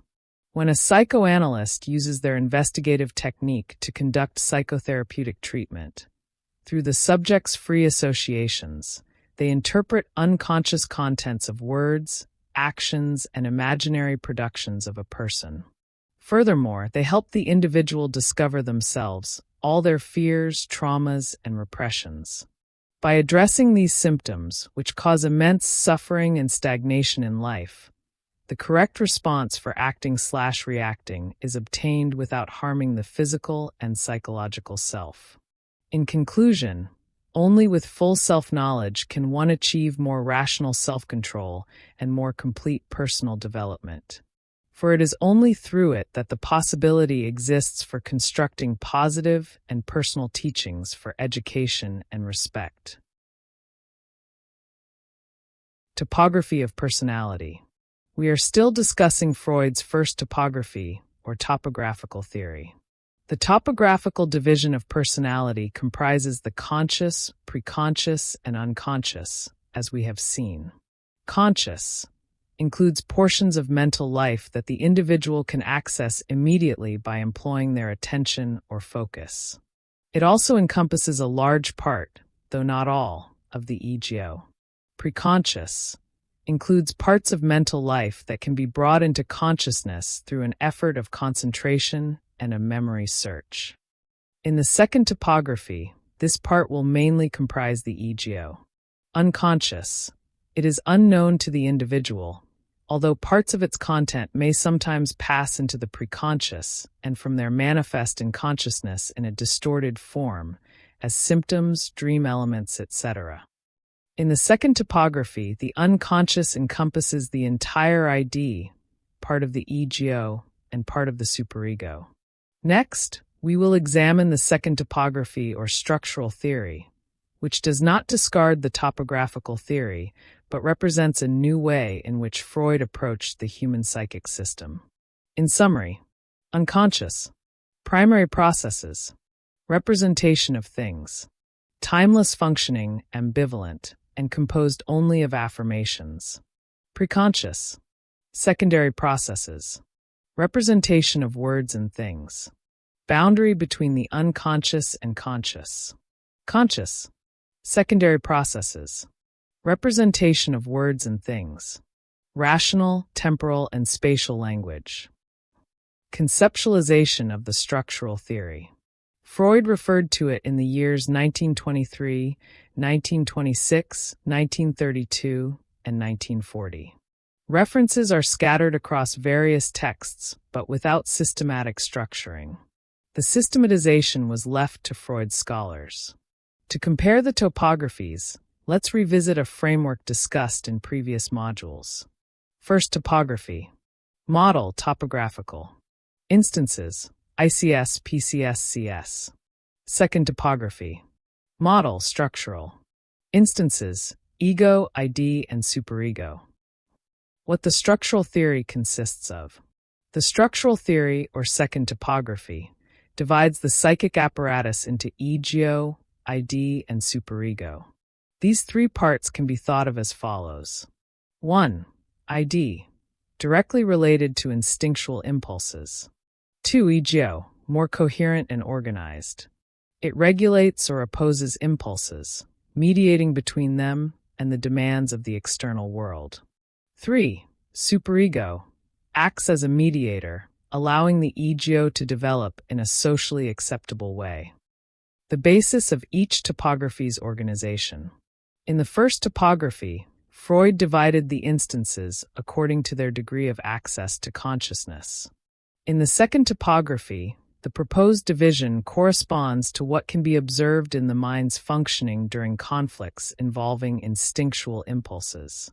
Explaining the conflict in the second topography. On one side of this conflict lies the instinctual desire, along with associated memories and fantasies, located in the ID. On the other side are the mind's anti-instinctual forces, both moral, superego, and rational/defensive ego. The structural theory creates a second division within the ego itself, separating it from the rest of the ego. Functions that can be called moral are assigned to the superego. This division corresponds to self-punitive conflicts, those with the ID that must be avoided to prevent external, social, punishment. Thus, the structural theory divides the mind into three groups of functions: the ID, the ego, and the superego. The division is made in such a way that the main types of mental conflicts we are familiar with can be described as occurring between the ID on one side and the ego/superego on the other. Sometimes the conflict may also be between the superego and the ego. We understand, however, that the superego functions as a mediator of conflicts. In this framework, each group of functions is commonly referred to as a mental structure, hence the name structural theory. The ID. According to Laplanche and Pontalis, the ID is asterisk, one of the three instances differentiated by Freud in his second theory of the psychic apparatus. The ID constitutes the instinctual pole of the personality. Its contents, the psychic expression of the drives, are unconscious, partly hereditary and innate, and partly repressed and acquired. Asterisk. Asterisk from an economic standpoint, the ID is, for Freud, the initial reservoir of psychic energy. Dynamically, it comes into conflict with the ego and the superego, which, genetically speaking, are its differentiations. Asterisk. The ID is formed by the mental representatives of instinctual impulses. It represents the primary source of mental energy for the entire psychic apparatus. In other words, the ID, also called isso in some Portuguese translations, is responsible for our motivation to act. Imagine a situation where a person is highly motivated at work. Many aspects could be discussed, but let's focus on the aspect of mental energy. This person may be consciously striving, but for Freud, even this conscious energy originates in the ID. The energy of the ID seeks immediate satisfaction. However, once restrained, this energy is transferred to the ego, which recognizes that pleasure cannot be pursued at any cost, especially since the superego imposes the threat of punishment. Thus, the energy must find an outlet, and in this example, it does so through sublimation, a redirection of energy into work, an action considered legitimate by society, a perspective internalized by the superego. The desires of the ID demand gratification, and in doing so, drive the ego into action. The key point is that the ego's impulses and energy derive from the ID, reinforcing that these instances are not isolated. The term ID was introduced during Freud's revision of his topographical model in the 1920s, 1920 to 23. We can consider, though not exactly, the following equivalences. The ID in the second topography. The unconscious system, ICS, in the first topography. However, there are some differences. If we exclude certain genetically, biologically acquired contents or schemas, the unconscious of the first topography coincides with the repressed.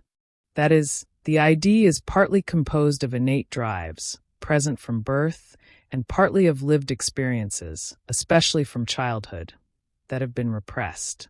In the ego and the ID, Freud highlights that the repressing instance, the ego, and its defensive operations are also largely unconscious. In other words, the ego must have an unconscious part to communicate with the repressed instance, **ID***, which is unconscious.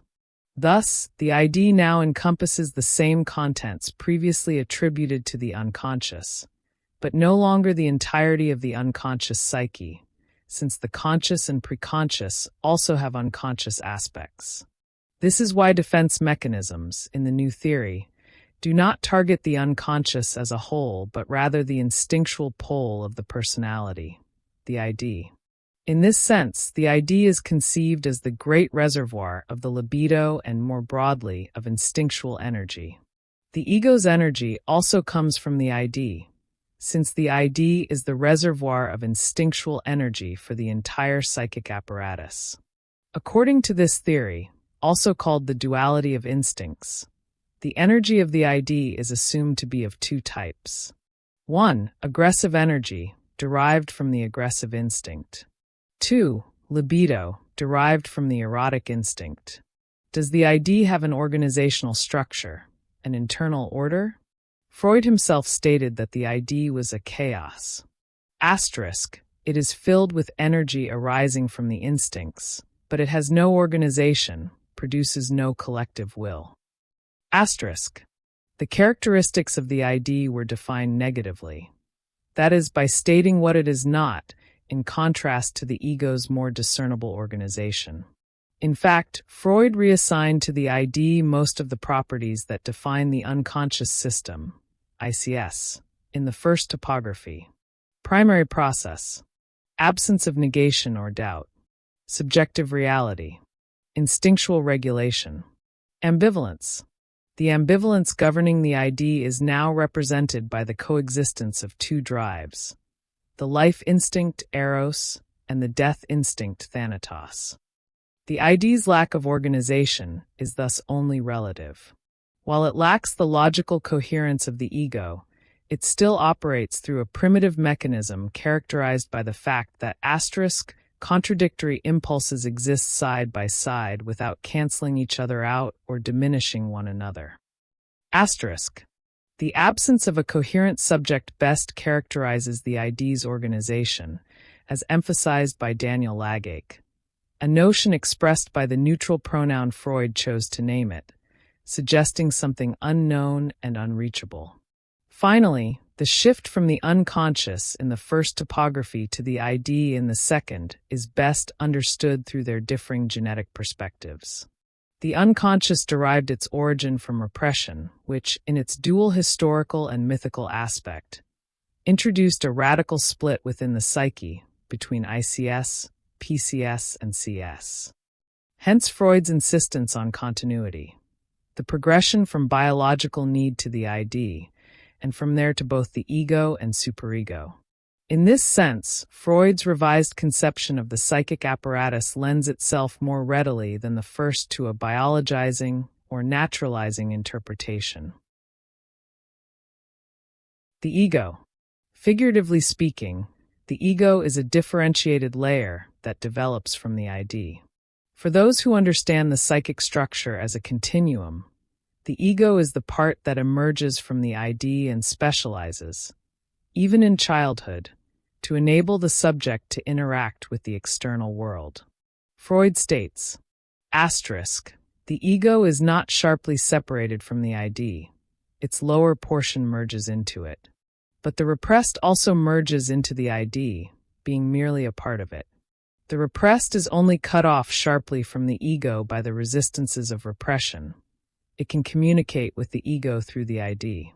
The ego is that part of the ID which has been modified by the direct influence of the external world, mediated through the perception consciousness system. The ego is the instance that Freud, in his second theory of the psychic apparatus, second topography, distinguishes from the ID and the superego. From a topographical perspective, the ego exists in a state of dependence on the demands of the ID, on the imperatives of the superego, and on the requirements of reality. Although it serves as a mediator, responsible for the interests of the whole person, the ego's autonomy is only relative. From a dynamic standpoint, the ego primarily represents the defensive pole of the personality in neurotic conflict.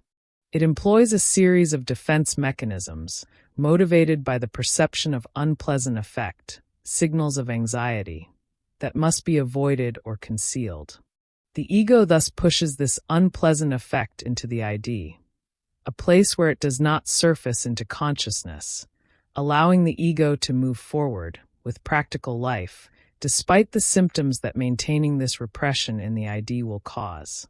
From an economic perspective, the ego acts as a binding factor between psychic processes, i.e., it takes care of itself and mediates between the superego's social demands and the ID's instinctual drives. Compared to the first topography, in the second, the ego is broader than the preconscious/conscious system, since much of its defensive operations are unconscious. In other words, although the ego is responsible for much of what the first topography attributes to the PCSCS, in the second topography, the ego is more extensive because, beyond the conscious dimension, it also handles moral imperatives, the superego, and defense mechanisms, largely unconscious, that redirect conscious waste back into the ID. From a historical viewpoint, the topographical concept of the ego results from an idea consistently present in Freud's thinking from its origins.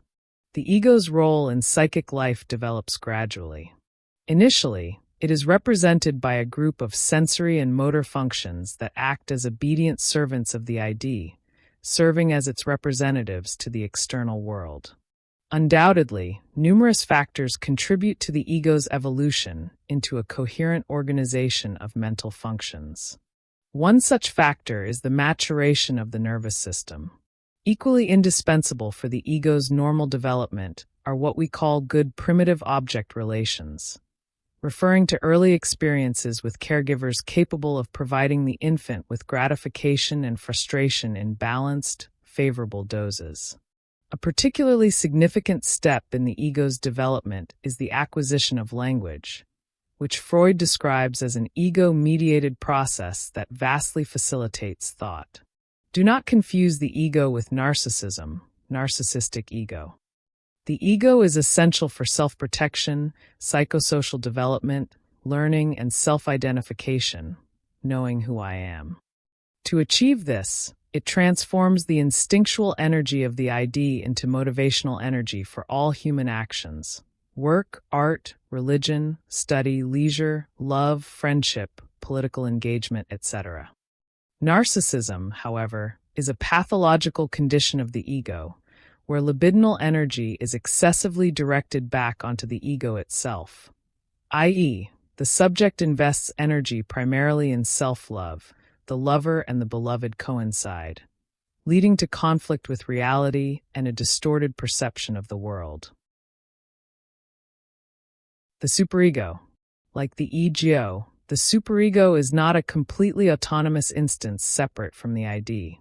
Largely unconscious, the superego plunges into the ID in Freud's words. It can be defined as a group of psychic functions linked to ideal aspirations, the ideal, what should be, standards of demands, and moral prohibitions.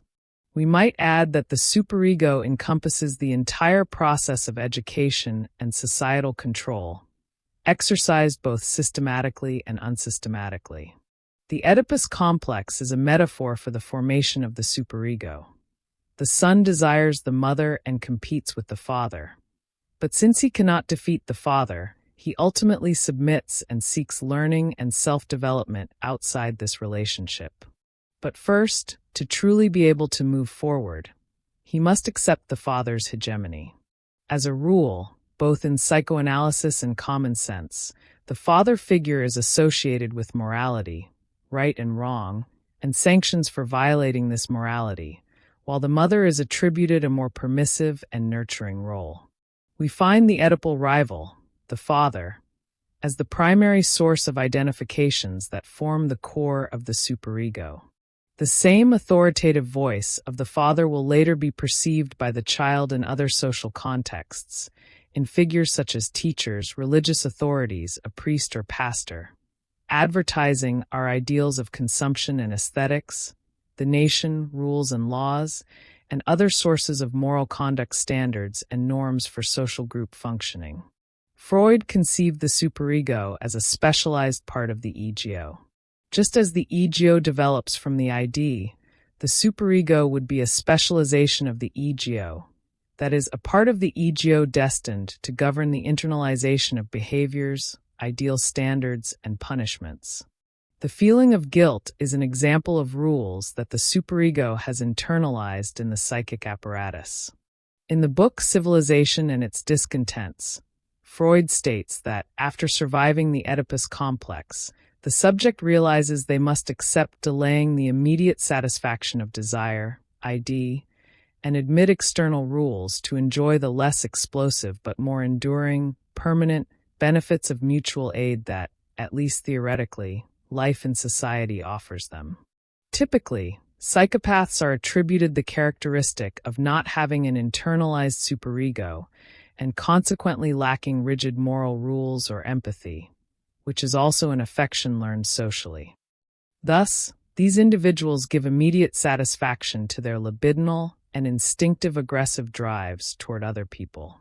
Since the superego has not internalized moral rules, only external social punishment can be applied to them. Such punishment is external to these psychopaths, but will be internalized by other subjects, serving as an example.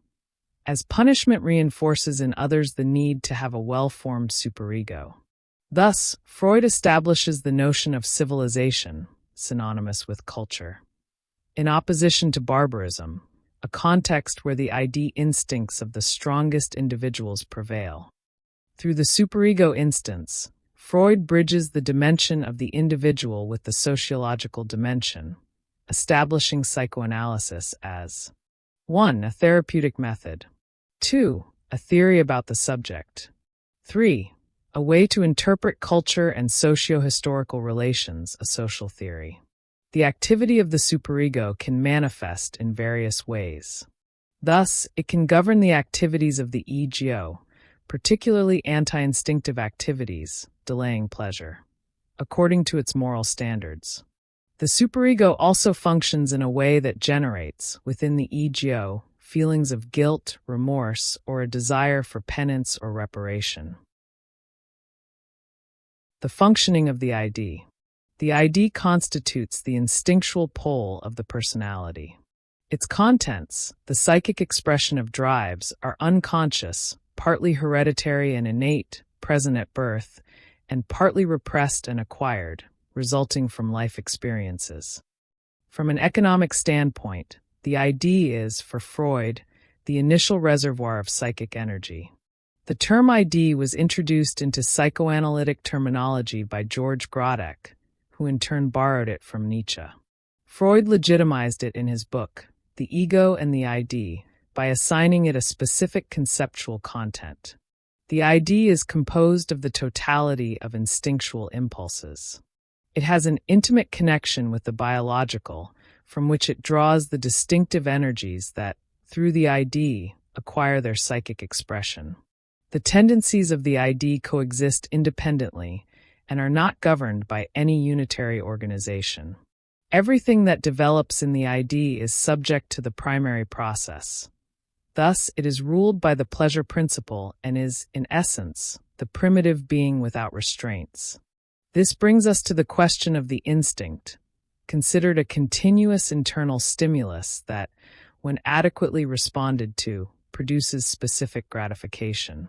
Instincts are part of the ID, which is entirely submerged in the unconscious and governed by its laws. Every instinct tends toward an end, a state of pleasure, the most typical example being genital orgasm. Instincts have their own distinctive characteristics: source, drive, object, and aim. When this pleasurable state is denied, its energy passes to the ego to be elaborated in the form of a symptom or another type of action. For Freud, the characteristics of the ID, very similar to what he proposed for the unconscious in the first topography, are as follows. 1. The ID is responsible for the primary process. Faced with the manifestation of desire, it forms, on an imaginary level, an object that will allow its satisfaction. An illustrative example is the dream, where desires attempt hallucinatory satisfaction through generated images. A desire corresponds to a lack that, when satisfied, will produce pleasure. 2. The ID operates under the pleasure principle. It seeks the immediate satisfaction of needs. It does not question any aspect of the desire's adaptation to physical, social, or moral reality. Prohibitions come from the ego or superego, never from the ID. The ID maintains the model of wanting, and wanting at any cost. 3. The ID lacks the principle of non-contradiction ***, the rational and logical principle par excellence. Since it is not bound by reality, mutually exclusive desires or fantasies can coexist logically, such as desiring a person while simultaneously wishing for their death.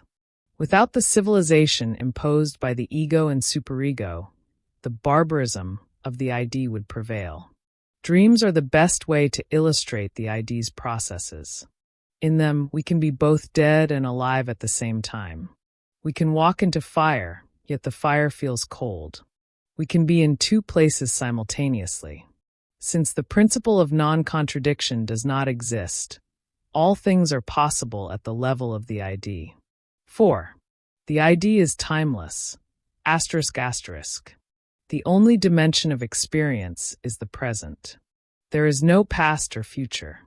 There is only a single dimension, lived as the present. Reliving, remembering, is the same as living. In dreams, the recollection of an accident is experienced as the accident itself. In dreams, future aspirations or past events are lived as present realities. For example, when a subject dreams of children and grandchildren not yet born, or of ancestors long deceased. Even in waking fantasies, daydreams, we transform desires with future prospects into present fulfillments. We also fantasize about socially produced desires, such as those in advertising. When someone buys a lottery ticket, they plan how to spend the money, experiencing the illusion of that dream, at least mentally, for a brief moment. 5. The ID is nonverbal. It functions through the production of images and, for some psychoanalysts, through fragments of words, but without forming coherent discourse. While we use dreams to exemplify the ID, when we recall a dream, we have already applied secondary elaboration to it. That is, we have reduced it to the domain of language. In its original form, dreams are primarily plastic. Images are created, fragmented, displaced, and combined to fit the satisfaction of desire. The dream's narrative is what is accessible to us, but the mechanisms that generated it remain unreachable. 6. The ID operates through condensation and displacement ***, the fundamental processes of the unconscious. In condensation, multiple unconscious processes are grouped into a single image, like fragments stacked atop one another. In displacement, the characteristics of one image are transferred to another, with which the subject establishes relations as if it were the original. These processes are distinct in theory, but overlap and occur simultaneously in actual functioning. 7. The ID is structurally unconscious. It is entirely immersed in the unconscious. While the ego and superego also have unconscious components, they additionally possess conscious parts, something the ID lacks. That is, all processes described about the ID are structured without the perception or participation of consciousness. Desires originating in the ID may reach consciousness, the ego, if not repressed. For example, a subject might realize that part of their anxiety stems from repressing a sexual desire. Sometimes the desire takes a compulsive form of fulfillment, e.g., a repressed sexual desire expressed through displacement in compulsions, food, alcohol, work, or irrational OCD habits. We will see next that the other instances, the ego and superego, are partly conscious and partly unconscious. Characteristics of the ID. Primary process. Pleasure principle. Non-logical. Timeless. Nonverbal. Condensation and displacement. Unconscious level. The functioning of the ego. From a historical perspective, the topographical concept of the ego results from an idea consistently present in Freud's thought since its origins, but which became evident in the context of the second topography. For Freud, the ego is nothing more than a part of the ID modified by the impact or interaction of internal drives and external stimuli. During the early stages of psychoanalysis, the entire ego was identified with consciousness. However, Freud's later positions established this instance as having parts in the preconscious, and even the unconscious. The ego's primary role, therefore, is to coordinate internal functions and impulses, enabling them to express themselves in the external world without conflict. A force of the ego, derived from the ID, opposes instinctual impulses attempting to manifest. The ego possesses organization and can direct all the ID's tendencies toward a specific purpose. In neurotic conflict, the ego represents the defensive pole of the personality. That is, it employs defense mechanisms to restrain the ID and repress unpleasant affects, called signals of anxiety. Freud did not systematically outline the ego's characteristics. From his various works, we can enumerate the following as constitutive of the ego. 1. The ego provides reality judgment, sense of reality, operating through the secondary process, ***. While the ID operates at the level of desire, wanting regardless of real possibilities, the ego takes the desire formed by the primary process and attempts to construct real pathways for its satisfaction, either directly or, if impossible, through permissible means like work, art, leisure, or symptoms. Simplified process ***. When a desire arises, two prohibitions may oppose it. Moral prohibitions from the superego. Objective reality constraints the desire's impossibility. For example, humans dream of flying. How often do we magically soar in dreams without wings? Desire knows no prohibitions. The ego, as the instance of reality, establishes limits or enables the acquisition of tools for flight. Without it, we would act recklessly to fulfill desires. The ego, and its moral dimension, the superego, intervenes to show what is unfeasible or forbidden, redirecting the energy of unfulfilled desires. 2. The ego is the most organized and current segment of personality. ***.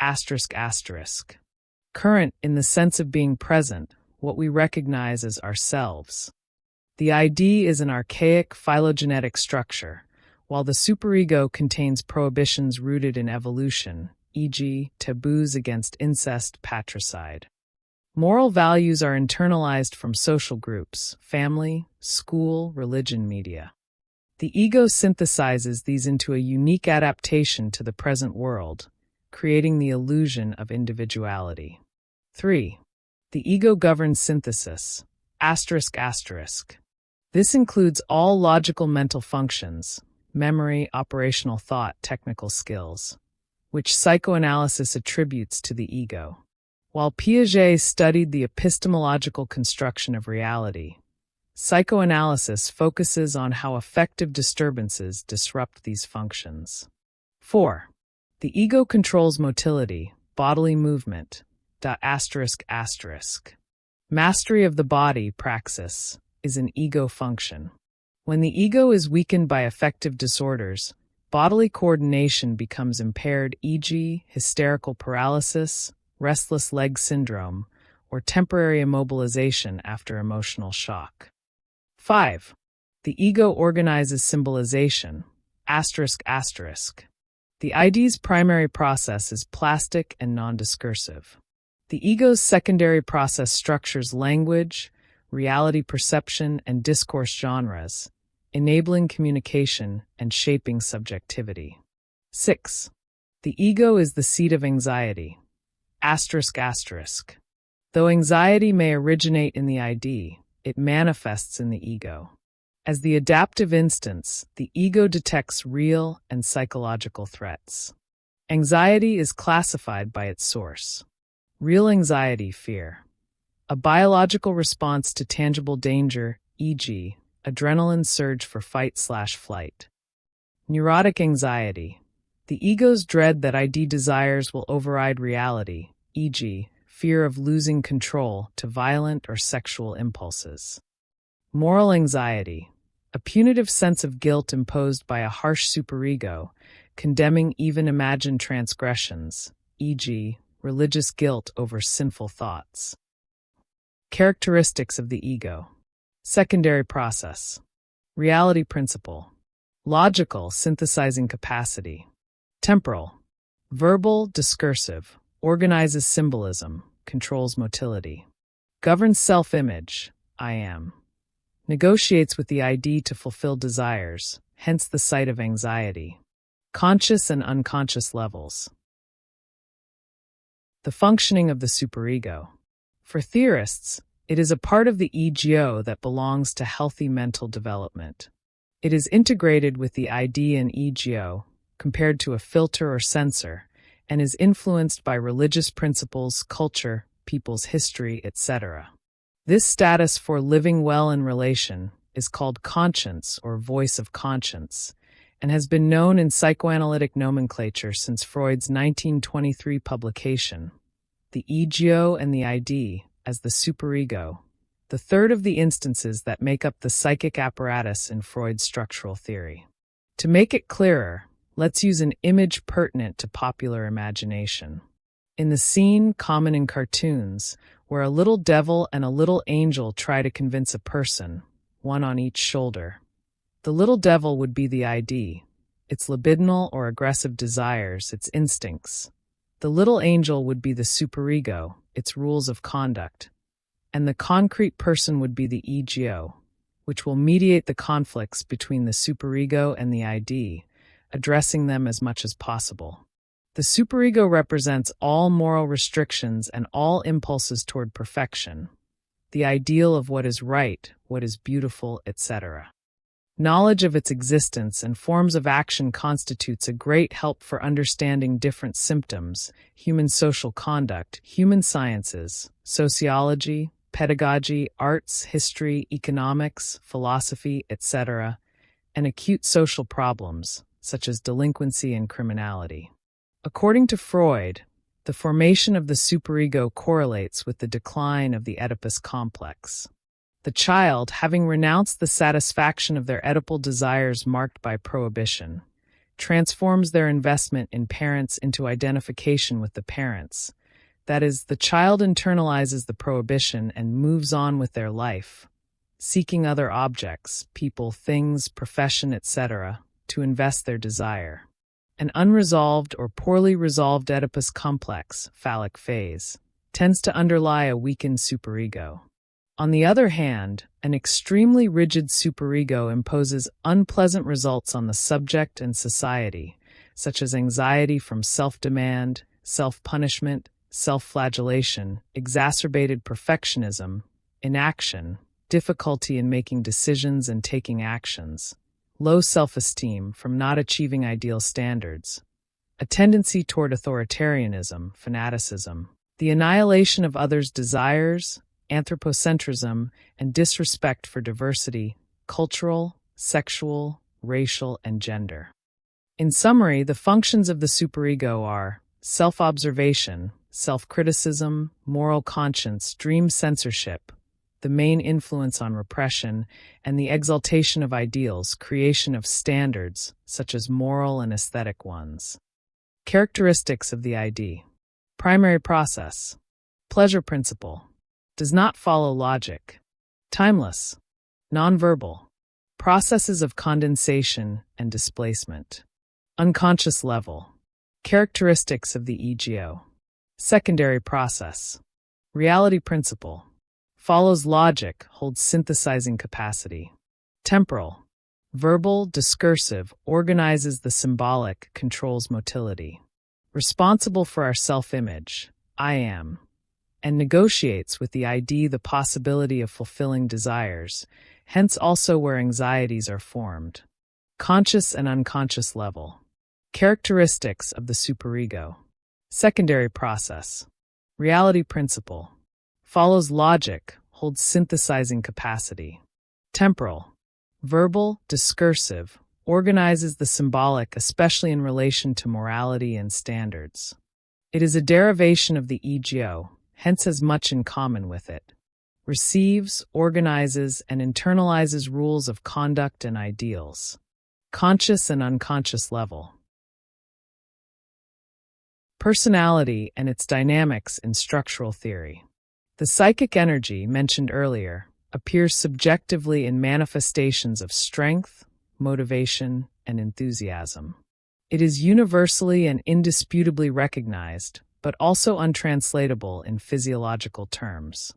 It constitutes a hypothetical propulsive force originating in the ID, responsible for all psychological actions. Within the personality, instincts and anxiety over their lack of outlet are in full activity. The instincts emanate from the ID, arranged into two drive poles, sexual and aggressive. The sexual libido, life instinct, eros, the Greek god of love, comprises the set of instinctual energies that produce individual gratification and species perpetuation. Its main part is related to the sexual impulse, which has its sources in the body's erogenous zones, genital, oral, and anal, whose stimulation or manipulation can produce pleasant sensations. Derivatives of this instinct include affection, love, sexual pleasure, the desire for reproduction, the need to associate with others, creativity at work, artistic practice, etc.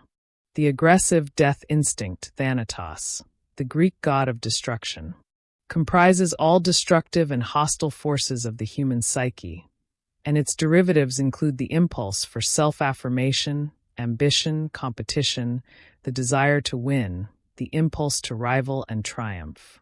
Fusions between sexual and aggressive impulses frequently occur, as observed when someone competes to attain a love object, fights to preserve home integrity, or engages in sadomasochistic activities. These are examples of the mentioned fusion, with aggression against others or the ego itself. As for anxiety, under normal conditions, it warns against imminent danger, as when awakened, it motivates the person to prepare for fight or flight. But when prolonged, it causes discomfort because the drive energy does not find adequate release. There are three types of anxiety. Real anxiety, which is the fear of real dangers from the external world, such as when smelling smoke, we presume fire. Neurotic anxiety, which is the fear that instincts will escape control, forcing the person to do something that would lead to punishment. It is the case of an individual who, hating a boss, fears that through their actions this hatred will show, which could result in future dismissal. Moralistic anxiety, which is the fear of the superego, felt by the individual when doing something that violates their moral code. It may happen that neurotic anxiety becomes freely floating anxiety. This occurs when anxious feelings emanating from a specific conflict expand to a series of seemingly neutral or irrelevant situations, such that the individual cannot explain any connection between the anxious feelings and any specific situations. The anxiety generalizes, and the individual becomes distressed about diverse life situations. Review. Let's revisit some of the main points studied. This is the differentiation between Freud's first and second topographies. First topography, the first phase of Freud's work, where he divided the instances of the psychic apparatus into conscious, preconscious, and unconscious. Model topographic. Instances, ICS, PCS, and CS.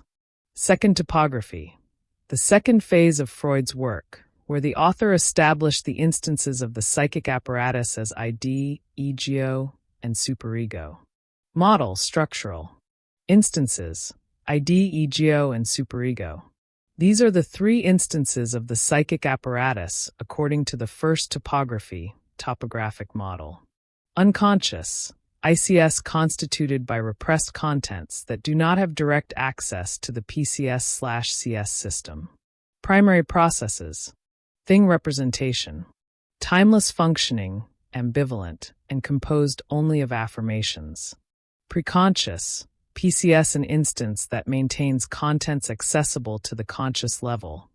That is, it makes contents available, but does not belong to consciousness at the current moment. It keeps part of its structure linked to both ICS and CS. Secondary processes, word and thing representation, boundary between ICS and CS.